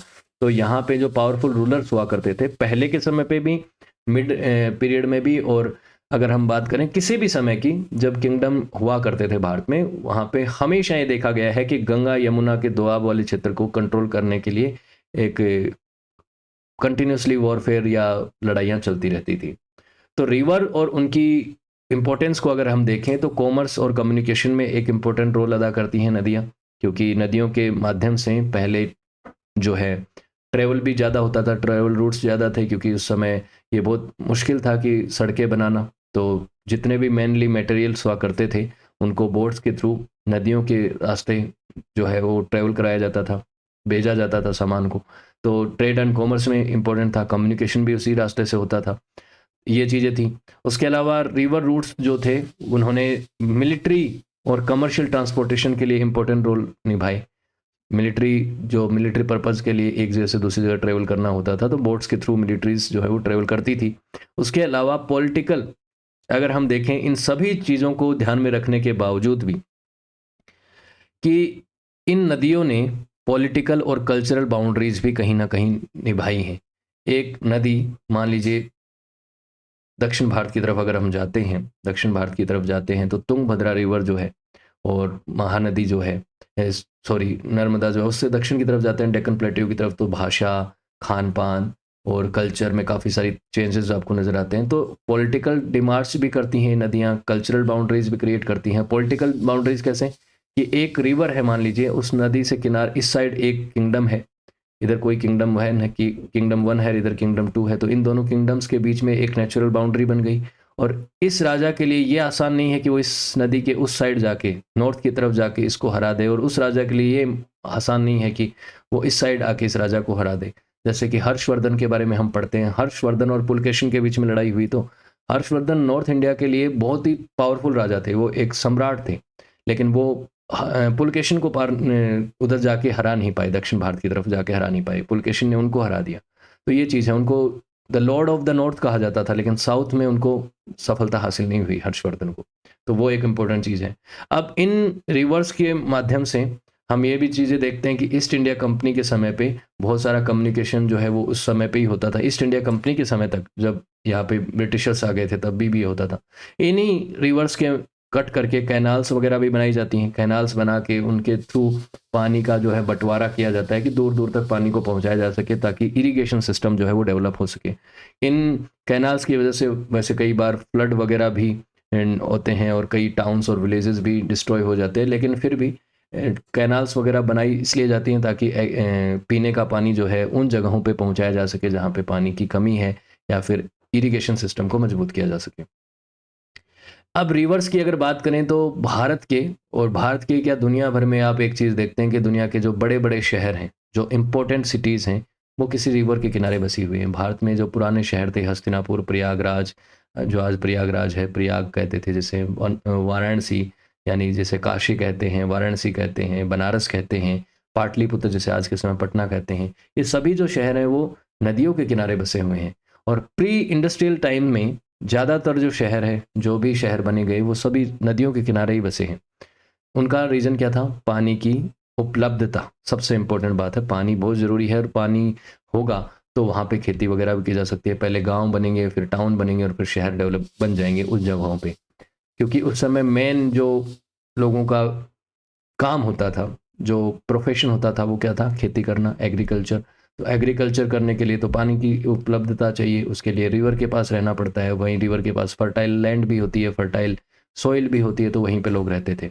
फिर इंडस्ट्रियल टाइम जब आया तब उसके बाद स्थिति बदल गई, क्योंकि लोगों का ऑक्यूपेशन बदल गया। बहुत से लोग जो हैं वो अलग पर्पज से, इंडस्ट्रियल रिवॉल्यूशन हुआ, जब भी इंडस्ट्रियल रिवॉल्यूशन दुनिया भर में हुआ, वेस्ट में अलग टाइम पे हुआ, ईस्ट में अलग टाइम पे हुआ, तो इंडस्ट्रीज जब स्टैब्लिश हो गई तो वहाँ पे अलग चीज़ों की डिमांड थी, अलग चीज़ों की नीड थी। कहीं पे रॉ मटेरियल उनको चाहिए किसी अलग तरीके का, तो वहाँ पे ये नहीं कि उनको पानी के पास ही रहना है, उस रॉ मटेरियल के हिसाब से वहाँ पे वो अपनी इंडस्ट्रीज स्टैब्लिश कर सकते हैं, और उन इंडस्ट्रीज के पास शहर बनना, टाउन बनना नॉर्मल बात है। तो इस तरह से चीज़ें हुई। तो सिटी रिवर बैंक्स अगर हम बात करें तो पटना देखिए, यहाँ पे सोन नदी के किनारे बसा हुआ है ना। यमुना नदी के किनारे दिल्ली और इसके आसपास के बहुत सारे शहर बसे। प्रयागराज कहाँ बसा होता है? जहाँ पे गंगा यमुना मिलती हैं वहाँ पे, है ना। ऐसे तो कहा जाता है कि गंगा यमुना और सरस्वती जहाँ मिलती हैं वहाँ पे प्रयागराज है, और सरस्वती जो है वो रिवर आज के समय जियोग्राफिकली प्रेजेंट नहीं है, लेकिन माना जाता है कि प्राचीन काल में वो नदी बहती थी।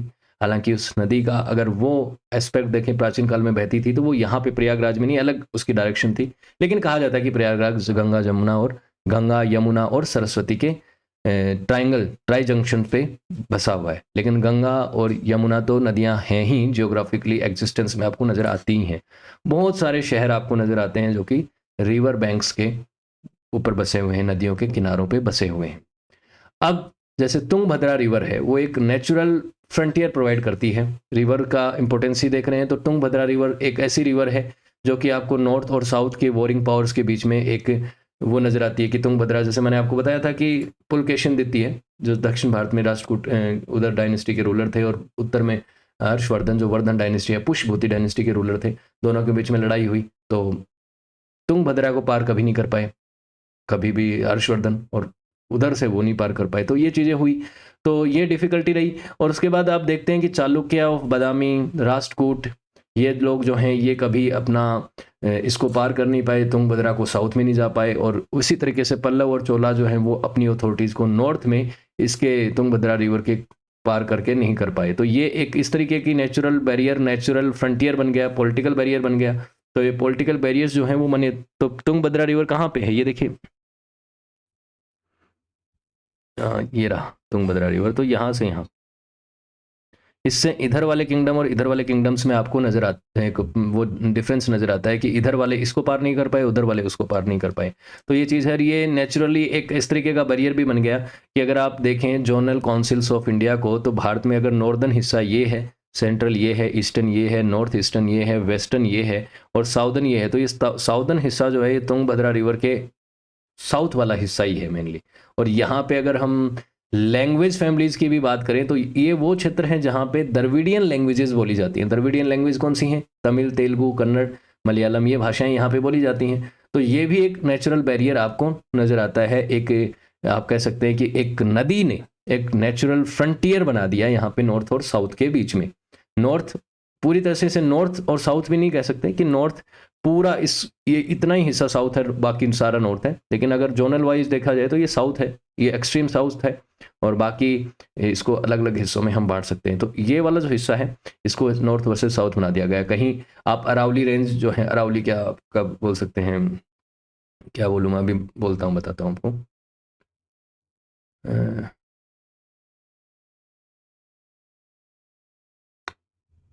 नेचुरल विंध्याचल रेंज का जो हिस्सा है, विंध्याचल रेंज भी दो हिस्सों में बांट देता है उस तरीके से कि नॉर्थ वर्सेस साउथ, नॉर्थ और साउथ बन जाता है। नॉर्थ वर्सेस साउथ नहीं, नॉर्थ और साउथ को डिवीजन हो जाता है उस तरह से। उसके अलावा देखें, अगर सी कोस्ट और रिवर्स की बात करें तो भारत में सी कोस्ट नज़र आते हैं, तो आपको इस तरह से सी कोस्ट नज़र आते हैं। इधर आपका अरेबियन सी, इधर आपका बे ऑफ बंगाल, है ना, और साउथ में आपका क्या, इंडियन ओशन।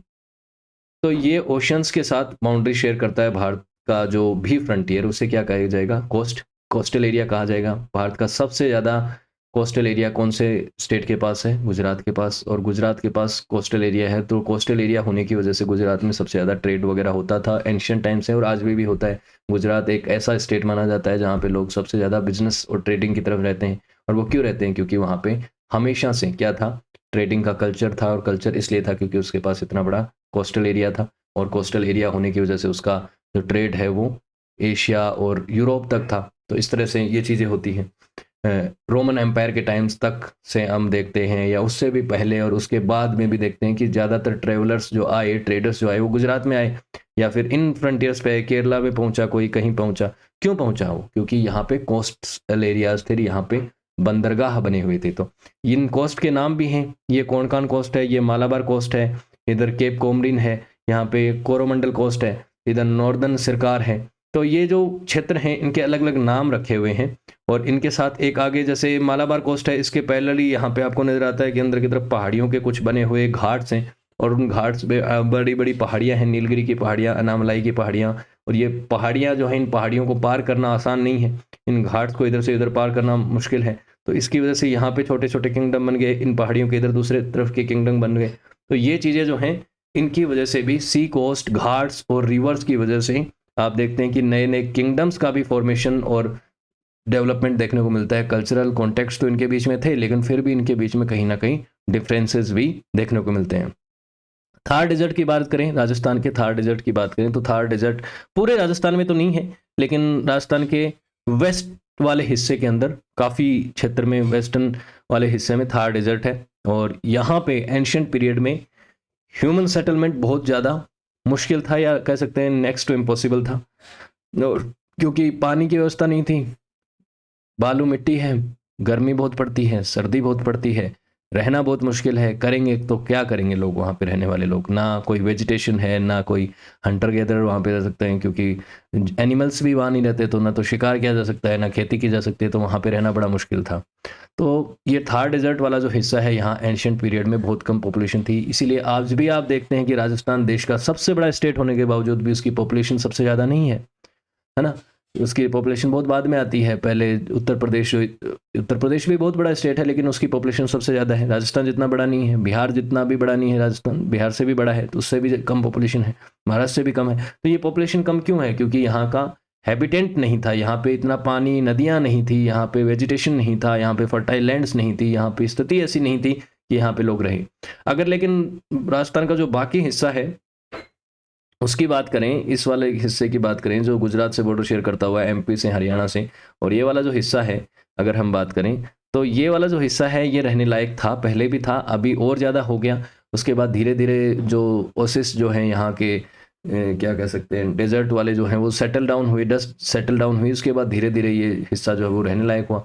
राजस्थान का हिस्टोरिक सिग्निफिकेंस बहुत ज़्यादा है, एक खेतरी माइंस की वजह से। खेतरी माइंस जो हैं वो खेतरी झुंझुनू डिस्ट्रिक्ट के अंदर पड़ती हैं। वहाँ पे आप देख सकते हैं कि पहले के समय, अब तो वो माइंस को बंद कर दिया, लेकिन कॉपर माइंस थी वहाँ पे बहुत ज़्यादा, और वो एंशियंट पीरियड से कॉपर वहाँ से निकाला जाता था। और कॉपर का बहुत ज़्यादा सिग्निफिकेंस है, क्यों? क्योंकि सबसे पहली जो धातु इंसान ने, ह्यूमन बींग्स ने इस्तेमाल करनी शुरू करी, वो कौन सी थी? कॉपर। तो चारकोलिथिक पीरियड में कॉपर का इस्तेमाल किया जाता था, और वो कॉपर निकल के कहाँ से आता था? खेतरी माइंस ऑफ राजस्थान से निकल के आता था। तो ये भी एक जियोग्राफिकली इंपॉर्टेंट जगह है कि वहाँ पे लोगों ने कॉपर टूल्स बनाने के लिए कॉपर्स का एक्सिबिशन करना शुरू किया, तो ये चीज़ें हुई। तो अगर हम बात करें फिर राजस्थान को, अगर राजस्थान के दक्षिण की तरफ जाएं तो उसके बाद गुजरात में जाते मिलते मिलते वहाँ पे कुछ फर्टाइल लैंड भी आ जाते हैं, फर्टाइल प्लेन्स भी आ जाते हैं, जहाँ पे नर्मदा, ताप्ती, तापी, माही, साबरमती जो नदियाँ हैं इनसे इरिगेशन होता है, और इनका जो है इनके द्वारा बने हुए फर्टाइल लैंड्स हैं। तो ये जो हिस्से हैं यहाँ पे बरसात भी अच्छी होती है, यहाँ पे अच्छी खेतीबाड़ी भी होती है, तो सब चीज़ें देखने को मिलती हैं। गुजरात की अगर बात करें, जो कि देश का वो स्टेट है जहाँ पे सबसे ज़्यादा कोस्टल लाइन लगती है, सबसे ज़्यादा कोस्टल एरिया है, अच्छी जगह है, मतलब for the trading purpose, trade and commerce के लिए। तो एंशियंट पीरियड से ही गुजरात फेमस रहा है, किसके लिए? फॉरेन ट्रेड्स के लिए। यहाँ पे काफ़ी ट्रेड्स होता था, तो यहाँ पे आज भी आप देखते हैं कि लोग ट्रेडिंग और कॉमर्स में बहुत ज़्यादा एक्टिव रहते हैं। साउथ ऑफ गंगा यमुना दोआब से अगर दक्षिण की तरफ अगर जाते हैं, गंगा यमुना वाले दोआब की हमने काफ़ी बात करी, काफ़ी इंपॉर्टेंट जगह थी, उसके लिए लोग और राजा लड़ते तक थे ताकि उस क्षेत्र को कंट्रोल कर सकें। अगर हम सोन नदी के ईस्ट में जाएं, विंध्याचल माउंटेन और नर्मदा रिवर के साउथ में जाएं, तो हमें पता चलता है कि मध्य प्रदेश, और इस क्षेत्र में एक आपका स्टेट है मध्य प्रदेश, ऑब्वियसली मध्य प्रदेश भी एक इम्पोर्टेंट स्टेट है। यहाँ पे नर्मदा रिवर और ये रिवर्स भी हैं, यहाँ पे कई सारी पहाड़ियाँ भी हैं। तो इसको दो भागों में बांटा जा सकता है, ईस्टर्न और वेस्टर्न। तो ईस्टर्न और वेस्टर्न अगर की बात करें तो यहाँ पे कुछ हिस्से हैं आपको नज़र आते हैं कि इधर मालवा प्लेट्यू भी है, यहाँ पे कई सारी सतपुरा माउंटेन रेंज और ये सब चीज़ें आपको नज़र आती हैं, और ये भी स्ट्रेटेजिकली काफ़ी इंपॉर्टेंट रही हैं। और यहाँ पे ये ऐसा था कि मालवा रीजन को जो कंट्रोल करेगा उसके पास गुजरात को कंट्रोल करने का और गुजरात से ट्रेड करने का एक काफ़ी बड़ा जो है इम्पोर्टेंट रोल रहेगा, उसके पास अपॉर्चुनिटी रहेगी। तो अगर हम आगे मेडाइवल पीरियड की भी बात करें तो मालवा को कंट्रोल करने के लिए राजा लड़ते थे। आप चाहे बात करें सल्तनत पीरियड की, चाहे मुगल पीरियड की, तो गुजरात को कंट्रोल करना और मालवा को कंट्रोल करना काफ़ी इंपॉर्टेंट रहता था। तो इसलिए यहाँ पे भी कई रूलर्स लड़ते थे। एंशियंट पीरियड में शक, सातवाहन इस एरिया को पोजीशन करने के लिए लड़ते थे। ये वेस्टर्न क्षत्रप और शक जो थे, शकों की ब्रांच थी, तो ये लड़ते थे इस क्षेत्र को कंट्रोल करने के लिए। फिर आगे के पीरियड में मराठों के पीरियड में भी आप देखते हैं कि इस क्षेत्र को कंट्रोल करने के लिए राजपूतों और मराठों के बीच में कॉन्फ्लिक्ट चलते रहते थे। तो ये चीज़ें जो हैं 18th सेंचुरी तक, और आप इस क्षेत्र को कंट्रोल करने के लिए जो चीज़ें देखते हैं इस क्षेत्र में, तो ये भी काफ़ी इंपॉर्टेंट है। भोपाल तो राजधानी है मध्य प्रदेश की, तो मध्य प्रदेश भी एक बहुत इंपॉर्टेंट आपका स्टेट है, काफ़ी बड़ा स्टेट है।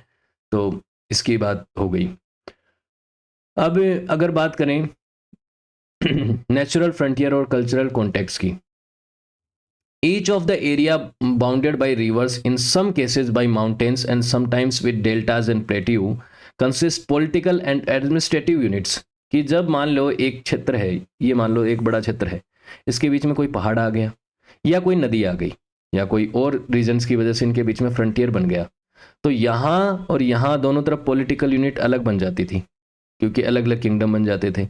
एक तरफ से कंट्रोल करना मुश्किल रहता था। बड़े बड़े एम्पायर्स के अलावा ज़्यादातर ऐसा होता था कि छोटे किंगडम बन जाते थे, दोनों तरफ अपने अपने हिस्से से चीज़ें चलती थी, एडमिनिस्ट्रेशन अलग अलग तरीके से होता था। मान लीजिए दोनों का एक बड़ा राजा भी है, इसमें एक इस तरीके की स्थिति बनी हुई है कि यहाँ पे अलग एडमिनिस्ट्रेशन सिस्टम बनाना पड़ता था यहाँ पे। क्यों? क्योंकि दूरी हो जाती थी पूरा। उस समय इतना ना तो कम्युनिकेशन हुआ करता था, ना इतना आसान था चीज़ों को कंट्रोल करना। तो जब भी कोई नेचुरल बाउंड्री, नेचुरल फ्रंटियर बन जाता था, उसकी वजह से कोई ना कोई प्रभाव उस पर जरूर पड़ता था। थोड़ा बहुत कल्चरल डिफरेंस भी मिलता था, लेकिन ऐसा नहीं है कि पूरी तरीके से कल्चर दोनों तरफ का एकदम बदल जाता था। क्यों? क्योंकि कितना भी बड़ा बीच में बैरियर क्यों ना आ जाए, लोग कहीं ना कहीं थोड़ा बहुत ट्रैवल तो करेंगे, ट्रेड करेंगे, एक दूसरे पे कहीं ना कहीं उनकी आश्रितता भी रहेगी। पूरी तरह से नहीं तो थोड़ा बहुत डिपेंडेंट तो एक दूसरे पे रहेंगे, क्योंकि हर एक चीज़ वो अपने यहाँ पे प्रोड्यूस नहीं कर सकते। इसकी वजह से इनके बीच में कल्चरल कॉन्टेक्ट तो होते थे, लेकिन कहीं ना कहीं पॉलिटिकल बैरियर ज़्यादा रह जाते थे, एडमिनिस्ट्रेटिव यूनिट्स अलग तरीके से बन जाती थी। तो कहीं ना कहीं थोड़ा बहुत अपना वे ऑफ लाइफ हो जाता था, अपनी भाषा, अपना कल्चर उनसे डिफरेंस हो जाता था कि एक नदी के इस तरफ जाएंगे और इस तरफ जाएंगे तो आपको कुछ ना कुछ विविधता नज़र आ जाएगी, लेकिन फिर भी कुछ ना कुछ समानता भी नज़र आ जाएगी। तो ये तो भारत की हम पूरे जियोग्राफिकल यूनिट के तौर पे भी देखते ही हैं कि भारत विविधताओं में एकता वाला देश है। भारत में बहुत सारी भाषाएं हैं, बहुत सारे कल्चर हैं, बहुत सारे ट्रेडिशंस हैं, बहुत सारे रिलीजन्स भी हैं, लेकिन उसके बावजूद भी बहुत सारी चीज़ें ऐसी हैं जो कि हमें एक करती हैं। तो वो चीज़ आपको यहाँ पे भी नज़र आती है कि नेचुरल फ्रंटियर बैरियर होने के बावजूद भी कल्चरल कॉन्टेक्स्ट होते थे, कहीं ना कहीं कुछ बैरियर्स भी होते थे, एट द सेम टाइम कुछ ना कुछ डिफरेंसेस भी होते थे। जैसे विंध्याचल माउंटेन्स की बात करें तो विंध्याचल माउंटेन जो है वो भारत को वेस्ट से ईस्ट की तरफ भी कट करता है और नॉर्थ और साउथ के बीच में बाउंड्री भी बनाता है। तो विंध्याचल माउंटेन्स की अगर बात करें और रिवर्स की भी बात करें तो यहाँ पे रिवर्स देखिए, ये रिवर जो है जैसे मैंने तुंगभद्रा का बोला था वो इस तरह से साउथ को अलग कर देती है, वैसे ही विंध्याचल माउंटेन जो है, विंध्याचल और सतपुरा वाली रेंज जो है वो भारत को नॉर्थ और साउथ को अलग करती है। कहीं ना कहीं नॉर्थ और साउथ के बीच में एक बैरियर बना देती है। यहाँ पे डेक्कन वाला हिस्सा आ जाता है और उसे हम साउथ में काउंट करते हैं। तो अरावली, धारवाड़ और सिंहभूम, ये इस तरीके से ये रेंज जो है तीनों देखिए किस तरह से भारत को जियोग्राफिकली कट करती हैं अलग अलग तरीके से। यहाँ पे विंध्याचल, सतपुरा, ये अरावली रेंज आप इस तरह से देख सकते हैं। तो विंध्याचल रेंज एक बहुत महत्वपूर्ण रेंज है। इस रेंज के इस साइड में अलग आपको पॉलिटिकल यूनिट्स नज़र आती हैं, अगर बात करें पोस्ट मौर्यन पीरियड के किंगडम्स की बात करें और पोस्ट गुप्ता पीरियड में भी हम देखें, तो आपको यहाँ पे देखने को मिलेंगे कि छोटे अलग अलग किंगडम नजर आएंगे, बड़े किंगडम भी नजर आएंगे। यहाँ साउथ में एक अलग बड़ा किंगडम नजर आ जाएगा, मान लीजिए सातवाहन वगैरह नजर आए थे। उसके बाद इधर अलग बड़ा किंगडम नजर आ जाएगा। लेकिन इन माउंटेन्स के एक साइड और दूसरी साइड में कई सारी डिफरेंसेस मिलेंगे। द्रविडियन लैंग्वेजेस जो हैं वो साउथ ऑफ विंध्याचल में ही बोली जाती हैं। विंध्याचल के साउथ में द्रविडियन लैंग्वेज कौन कौन सी, आपकी तमिल, तेलुगु, मलयालम, कन्नड़, ये भाषाएं वहाँ बोली जाती हैं। और इसके नॉर्थ में आर्यन, इंडो आर्यन लैंग्वेजेस बोली जाती हैं। इंडो आर्यन लैंग्वेजेस में कौन सी हैं, संस्कृत और संस्कृत के आसपास की जो भाषाएं हैं, आपकी हिंदी हो गई, मराठी हो गई, और पंजाबी हो गई, राजस्थान के वही सारे बहुत सारे डायलेक्ट हो गए, उर्दू हो गई, ये सभी जो भाषाएं हैं ये किधर बोली जाती हैं, ऊपर बोली जाती हैं, नॉर्थ इंडिया में बोली जाती हैं। अब विंध्याचल का जो मिडल वाला हिस्सा है, विंध्याचल रेंज के अंदर वाले जो माउंटेन रेंज के अंदर जो लोग रहते हैं वो मेनली ट्राइबल हैं, और वो आज भी रहते हैं वहाँ पे, आज भी मिलते हैं आपको। इसी तरीके से आप ईस्टर्न और वेस्टर्न घाट्स के बीच में भी देखेंगे तो वहाँ पे भी आपको कुछ सेटलर्स और ट्रेडर्स नजर आते हैं। क्यों? क्योंकि उनको मिलता है एक्सेस कोस्टल एरियाज का, और कोस्टल एरियाज का एक्सेस मिलना मतलब ट्रेड और कॉमर्स के लिए वो अच्छी जगह है। तो यहाँ पे कई सारे ट्रेडर्स वगैरह रहते थे पहले के समय पे भी, और बाद में भी रहने लग गए। अब भले ही विंध्याचल रेंज जो है उसकी वजह से पॉलिटिकली और एडमिनिस्ट्रेटिव पॉइंट ऑफ व्यू से काफ़ी सारे डिफरेंसेस आ गए, भाषा के आधार पे भी कई सारे डिफरेंसेस आ गए, लेकिन ऐसा भी नहीं है कि उनके बीच में कोई कम्युनिकेशन था ही नहीं, कोई अलग ही देश थे कि भाई हम इधर वाले हिस्से को इंडिया कहें तो नीचे वाले को इंडिया कैसे कह दें, उसमें तो बहुत ज़्यादा डिफरेंस हो गया। नहीं, ये मैंने आपको पहले भी बताया था, जियोग्राफिकली भारत को इंडिया की तरह से ही देखा जाता था बहुत एंशियंट पीरियड से। क्यों? क्योंकि बहुत सारी समानताएं थी और बहुत सारा एक आपको वो मिलता है कि कल्चरल ट्रांसमिशंस होते थे एक दूसरे के बीच में। तो वो चीज़ें आपको देखने को मिलती हैं कि कल्चर, लैंग्वेजेस बहुत हद तक अलग होने के बावजूद भी बहुत सारी समानताएं भी हैं। दक्षिण भारत तक आप देखेंगे तो हिंदुइज्म और जो उसके टेम्पल वगैरह और वो सब चीज़ें आप दूसरी भाषाओं में देख लेंगे। संस्कृत भाषा में अगर रामायण नॉर्थ में लिखी गई तो दक्षिण में उसको तमिल भाषा में ट्रांसलेट किया गया, तमिल भाषा में लिखी गई। तो बहुत सारी चीज़ें आपको ऐसे ही देखने को मिलती भी हैं। तो ये आपको देखने को मिलते हैं कि कल्चरल लीडर्स जो है वो एक जगह से दूसरी जगह ट्रेवल करते ही थे, तो उसकी वजह से प्रभाव पड़ता था। हिंदुइज्म की जो 4 धाम है वो चारों दिशाओं में है, नॉर्थ, साउथ, ईस्ट, वेस्ट चारों दिशाओं में है, तो उनका प्रभाव भी आपको देखने को मिलता है कि भले ही कोई कितना ही बड़ा बैरियर ही क्यों ना हो, अपार्ट फ्रॉम जैसे हिमालयन माउंटेन के नॉर्थ से उधर जाते हैं तो आपको प्रभाव बहुत बहुत ज़्यादा डिफरेंस नज़र आ जाता है। लेकिन किसी नदी के कोई भी फ्रंटियर कितना बड़ा है उसका प्रभाव तो पड़ता ही है। एक नदी का फ्रंटियर और एक हिमालय माउंटेन का फ्रंटियर बहुत डिफरेंस हो गया।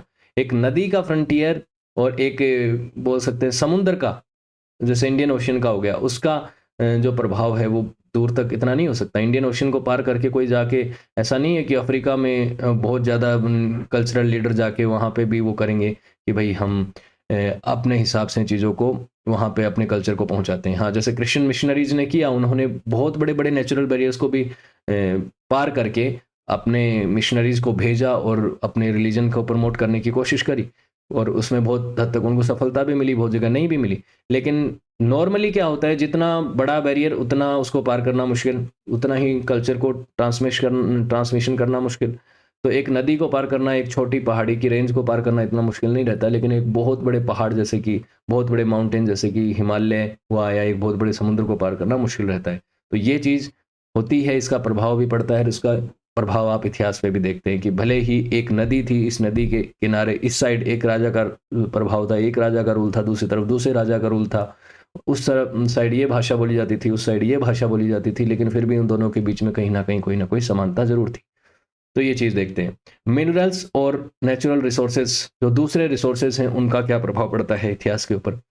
कि जैसे मैंने आपको बताया कि जब तक आयरन नहीं था तब तक जो थिक फॉरेस्ट थे उनको काटना बहुत मुश्किल था, और वहाँ पे जाकर रहना, सेटल होना, वहाँ पे एग्रीकल्चर यानी कि अपने हिसाब से वेजिटेशन करना बड़ा मुश्किल था।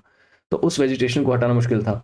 तो अगर हम बात करें भारत की अलग अलग हिस्सों की, तो अलग अलग हिस्सों में अलग अलग तरीके के नेचुरल रिसोर्सेस और मिनरल्स मिलते हैं। कहीं पे कोई मिनरल मिलेगा, कोई धातु और मिलेगा, कोई फ्यूल मिलेगा, कोई टिम्बर मिलेगा। तो इनका प्रभाव कैसे पड़ा इतिहास के ऊपर, अगर हम बात करें कि भारत में प्राचीन काल से बर्न्ट बियर ब्रिक्स का भी इस्तेमाल होता है, यानी कि पकी हुई ईंटों का इस्तेमाल भी होता है घर बनाने में। सिंधु घाटी सभ्यता से ये पढ़ते आ रहे हैं हम। और बहुत सी ऐसी भी सभ्यताएं थी जहाँ पे कल्चर्स थे जहाँ पे कच्ची यानी कि मड ब्रिक्स का भी इस्तेमाल होता था। कई ऐसी जगह भी थी जहाँ पे टिम्बर हाउसेस का भी इस्तेमाल होता था, यानी लकड़ी के घर बनाने जाते थे इस तरीके से। तो टिम्बर हाउसेस वगैरह भी बनाए जाते थे। तो टिम्बर हाउस तब बनाया जाएगा जब टिम्बर की लकड़ियां होंगी, वहां पे जो लकड़ियां उस तरीके की होंगी जो घर बनाने के लिए उपयुक्त हों।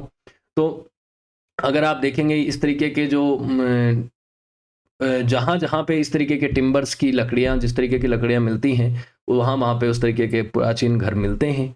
पाटलिपुत्र में भी यानी कि पटना में भी इस तरीके के इम्पोर्टेंट घर मिले हैं, जो कि प्राचीन भारत की एक बहुत ही महत्वपूर्ण कैपिटल हुआ करती थी, बड़े बड़े साम्राज्यों की राजधानी रही है वो।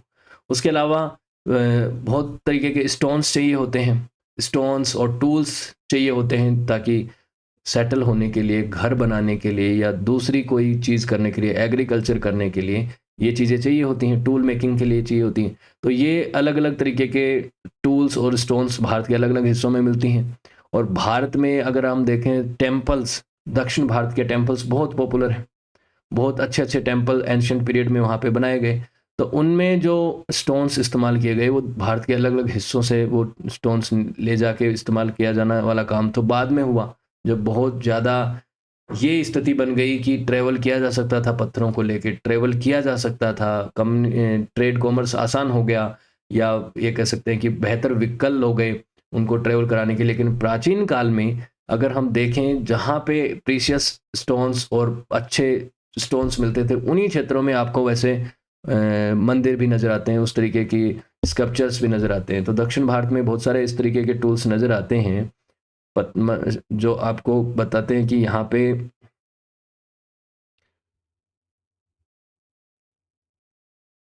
इन हिस्सों में कई तरीके के आपको वो नज़र आते हैं कि बहुत सारे इस तरीके के पत्थर वगैरह राजस्थान वगैरह में भी मिलते हैं। लेकिन राजस्थान तो मैं कह रहा था कि उस समय हैबिटेंट ही नहीं था, रहने के लायक जगह नहीं थी ज़्यादा। तो उस समय वहाँ के पत्थरों को दूसरी जगह लेके जाना ही बहुत मुश्किल काम था। जैसे ताजमहल जब बनाया गया तो ताजमहल में राजस्थान का संगमरमर का पत्थर इस्तेमाल किया गया, और भी बहुत जगहों का इस्तेमाल किया गया। लेकिन ताजमहल तो बना है 17वीं शताब्दी में। 17वीं शताब्दी आते आते तो बहुत सारी सुविधाएं हो गई थी, बहुत कुछ आसान हो गया था कि एक जगह से दूसरी जगह पत्थर को ढोना लेके जाना आसान हो गया था।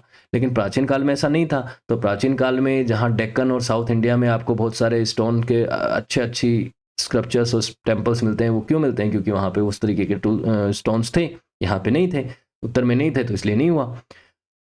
अब और एक राजाओं के कल्चर पे भी ये बात डिपेंड करती है कि वो उस तरीके का बनाना चाहते हैं कि नहीं, उनका कंट्रीब्यूशन उसमें बहुत इंपॉर्टेंट होता है। हम देखते हैं इजिप्ट में, तो इजिप्ट में कल्चर था, इसीलिए इतने इतने बड़े बड़े पिरामिड बने। ऐसा नहीं है कि दुनिया में कहीं और दूसरी जगह पत्थर नहीं थे, ऐसा नहीं था। टेक्नोलॉजी, मंशा और अपना अपना आर्किटेक्चर स्टाइल होता है, तो उस पर भी डिपेंड करता है।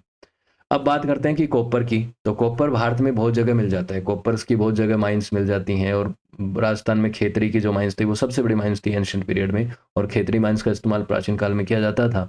जो चालकोलिथिक पीरियड था, चाहे वो हड़प्पन कल्चर हो या उसके आसपास के और कल्चर्स हो, उसमें इस्तेमाल किया जाता था किसका? कॉपर का। लेकिन कॉपर का इस्तेमाल करने के साथ एक ब्रॉन्ज धातु का मेनली इस्तेमाल करते थे। ब्रॉन्ज जो है वो एक अलॉय मेटल है, जिसमें कॉपर और टिन का मिक्सचर इस्तेमाल करके ब्रॉन्ज बनाया जाता है। लेकिन भारत में ब्रॉन्ज नहीं होता है, उसकी भी बात करेंगे। तो प्री वैदिक और पोस्ट वैदिक पीरियड में या वैदिक पीरियड में हम देखते हैं कि कॉपर के कई टूल्स का इस्तेमाल किया गया, चालकोलिथिक पीरियड में भी, उसके बाद भी। तो अगर हम बात करें भारत में कॉपर की, तो खेतरी में और ये अलग अलग जगह कोरबा वगैरह, भुवनेश्वर, टूटीकोरिन, इन सब जगहों पे कॉपर होता है। अब खेतरी वाली माइंस को बंद कर दिया गया, लेकिन यहाँ पे सब जगह कॉपर होता है। और इनकी वजह से ये जो सारे क्षेत्र हैं आपको नज़र आते हैं वैदिक पीरियड में या फिर आपके इंडस वैली सिविलाइजेशन के पीरियड में, तो उस समय जो कॉपर इस्तेमाल किया जाता था वो इस जगह का ज़्यादा किया जाता था, राजस्थान वाले खेतरी वाले का ज़्यादा इस्तेमाल किया जाता था। यहाँ पे जो था उसको यहाँ से कर लिया जाता था। तो कॉपर टूल्स का इस्तेमाल करके इन्होंने अपना सारा काम किया ही है। उन टूल्स का इस्तेमाल करके एग्रीकल्चर भी किया है, शिकार भी किया है, जो भी चीज़ें ये करते थे अपने मेटल से जो जो चीज़ें बनाते थे वो बनाते थे। लेकिन उस समय भारत में टिन नहीं था। लेकिन उस समय तो था, सॉरी, भारत आज के समय टिन प्रोड्यूस ही नहीं करता। टिन में बहुत ना के बराबर भारत में टिन निकलता है। लेकिन माना जाता है कि उस समय राजस्थान, साउथ एमपी और बिहार वाले क्षेत्र में टिन हुआ करता था, जो एग्जॉस्ट हो गया इवेंचुअली जब ओवर यूज़ करते हैं किसी टिन को, जितना था वो सारा निकाल लिया और उससे ब्रॉन्ज बना लिया, तो उसको एग्जॉस्ट हो गया। तो ब्रॉन्ज तो जो है आपका बनता है टिन और कॉपर से, और जब टिन कम होगा तो ऑब्वियसली टिन का इस्तेमाल भी कम होगा, इसलिए कॉपर ज़्यादा इस्तेमाल किया जाता था। अगर ओवरऑल भारत के अलग अलग हिस्सों में देखा जाए, टिन की मात्रा बहुत कम होती थी। ब्रॉन्ज अगर इस्तेमाल भी होता था तो उसमें टिन का परसेंटेज बहुत कम होता था, ज़्यादा इस्तेमाल किसका होता था? कॉपर का ही होता था। ठीक है। अब उसके बाद आयरन एज आई। आयरन यानी लोहे की लोहा धातु का इस्तेमाल होना शुरू हुआ, और लोहा का इस्तेमाल जो है वो इतिहास में एक बहुत ही सिग्निफिकेंट पीरियड था, क्योंकि लोहे से बहुत ही मजबूत टूल्स बन सकते हैं, एग्रीकल्चरल इक्विपमेंट्स बन सकते हैं, उससे वो टूल्स बनाए जा सकते हैं जो कि स्ट्रॉन्ग हैं, हार्ड हैं, जिससे बड़े बड़े फॉरेस्ट वगैरह को क्लीन किया जा सकता था। वॉरफेयर में भी उसका इस्तेमाल किया जाता था।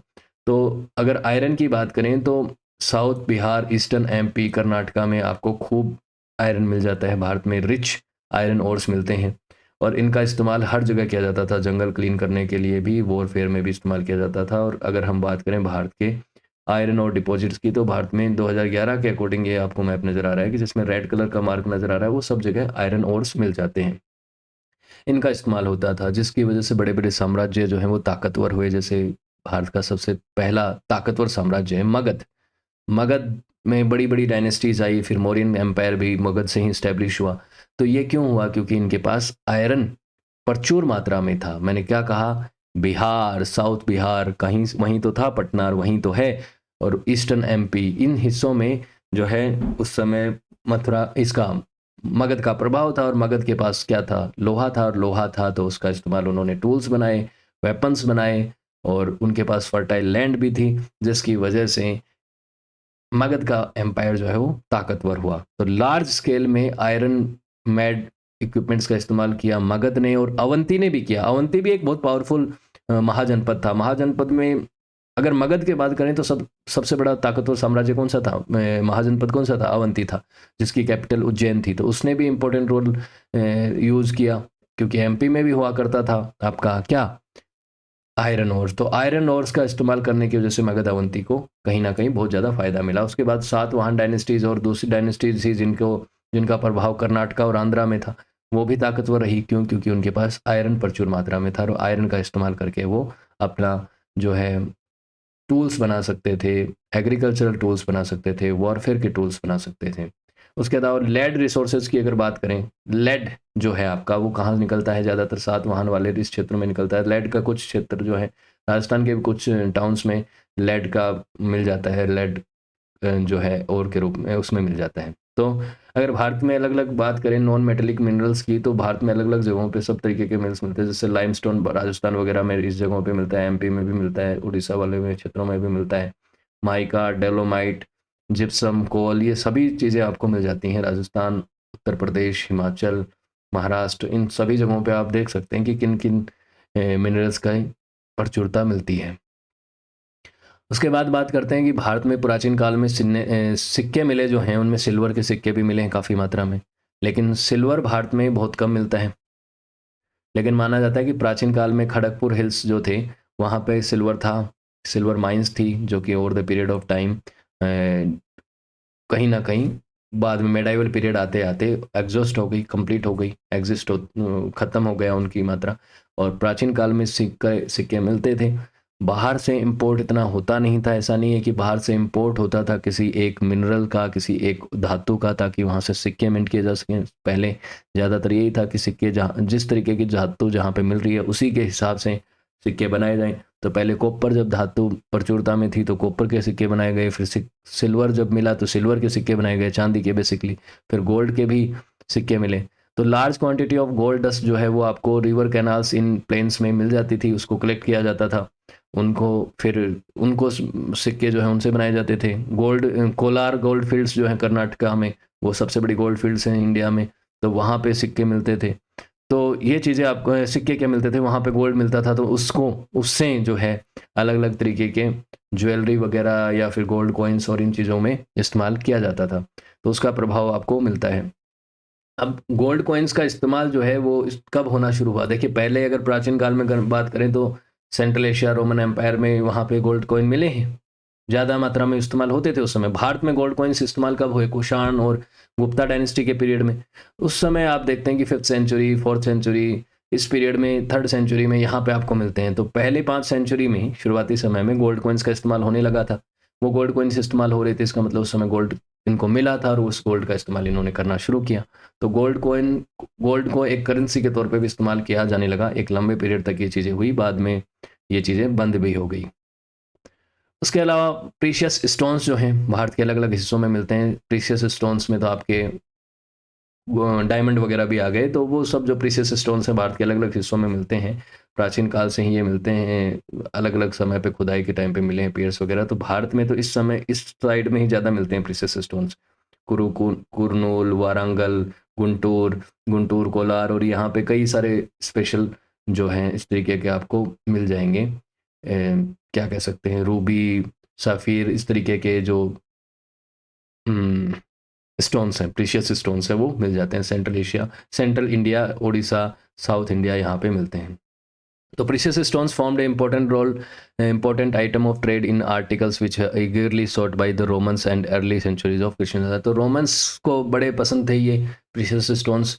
वो आभूषण के तौर पे इनका इस्तेमाल करते थे, मेनली डायमंड्स वगैरह और इस तरीके की चीज़ें जो निकलती थी, उन्होंने यहाँ से इस चीज़ का ट्रेड भी काफ़ी किया। तो ये है आपका ओवरऑल जियोग्राफिकल सेटिंग्स का भारतीय इतिहास पे, प्राचीन भारतीय इतिहास पे प्रभाव।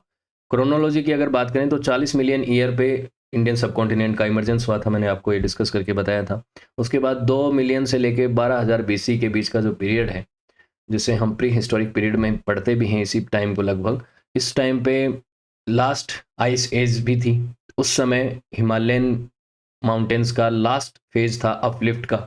उस समय अपलिफ्टमेंट हुआ और हिमालयन जो आज जितना हाइट और ऊंचाई वाला नजर आता है, वो इस दौर में इतनी हाइट पे पहुंच गया था। उसके बाद 1800 बीसी में गोल्ड के तकरीबन कर्नाटका में अर्ली ट्रेस मिले हैं। गोल्ड कॉइन्स की अभी हम बात कर रहे थे, तो 1800 बीसी में सबसे पहले गोल्ड कॉइन्स के मिले थे। तो उसके बाद उनका इस्तेमाल इन्होंने करना शुरू किया था और उसके बाद इस्तेमाल गोल्ड कॉइन्स के तौर पे 5th सेंचुरी के आसपास करना शुरू किया था। 1000 बीसी के आसपास के पीरियड में खेतरी कॉपर बेल्ट्स जो हैं उसकी अर्लियर डेट्स मिलती हैं, 1000 बीसी में मिलती हैं। तो उस समय यहाँ पे कॉपर माइंस का इस्तेमाल किया जाने लगा था, लेकिन उससे पहले से भी होता था। कई जगह ऐसा मिलता है कि उससे पहले से, मतलब जो चालकोलिथिक पीरियड था 1000 बीसी से पहले ही था, वो तो उससे पहले से चलता आ ही रहा था। तो चालकोलिथिक पीरियड में इस्तेमाल होता था कॉपर धातु का, तो खेतरी माइंस और यहाँ पे निकलता था। 1st सेंचुरी सी में मानसून्स की डायरेक्शंस पता हुई और उस मानसून की डायरेक्शन पता होने से ट्रेड, कॉमर्स, कल्चरल ट्रांसमिशन के ऊपर काफ़ी प्रभाव पड़ा।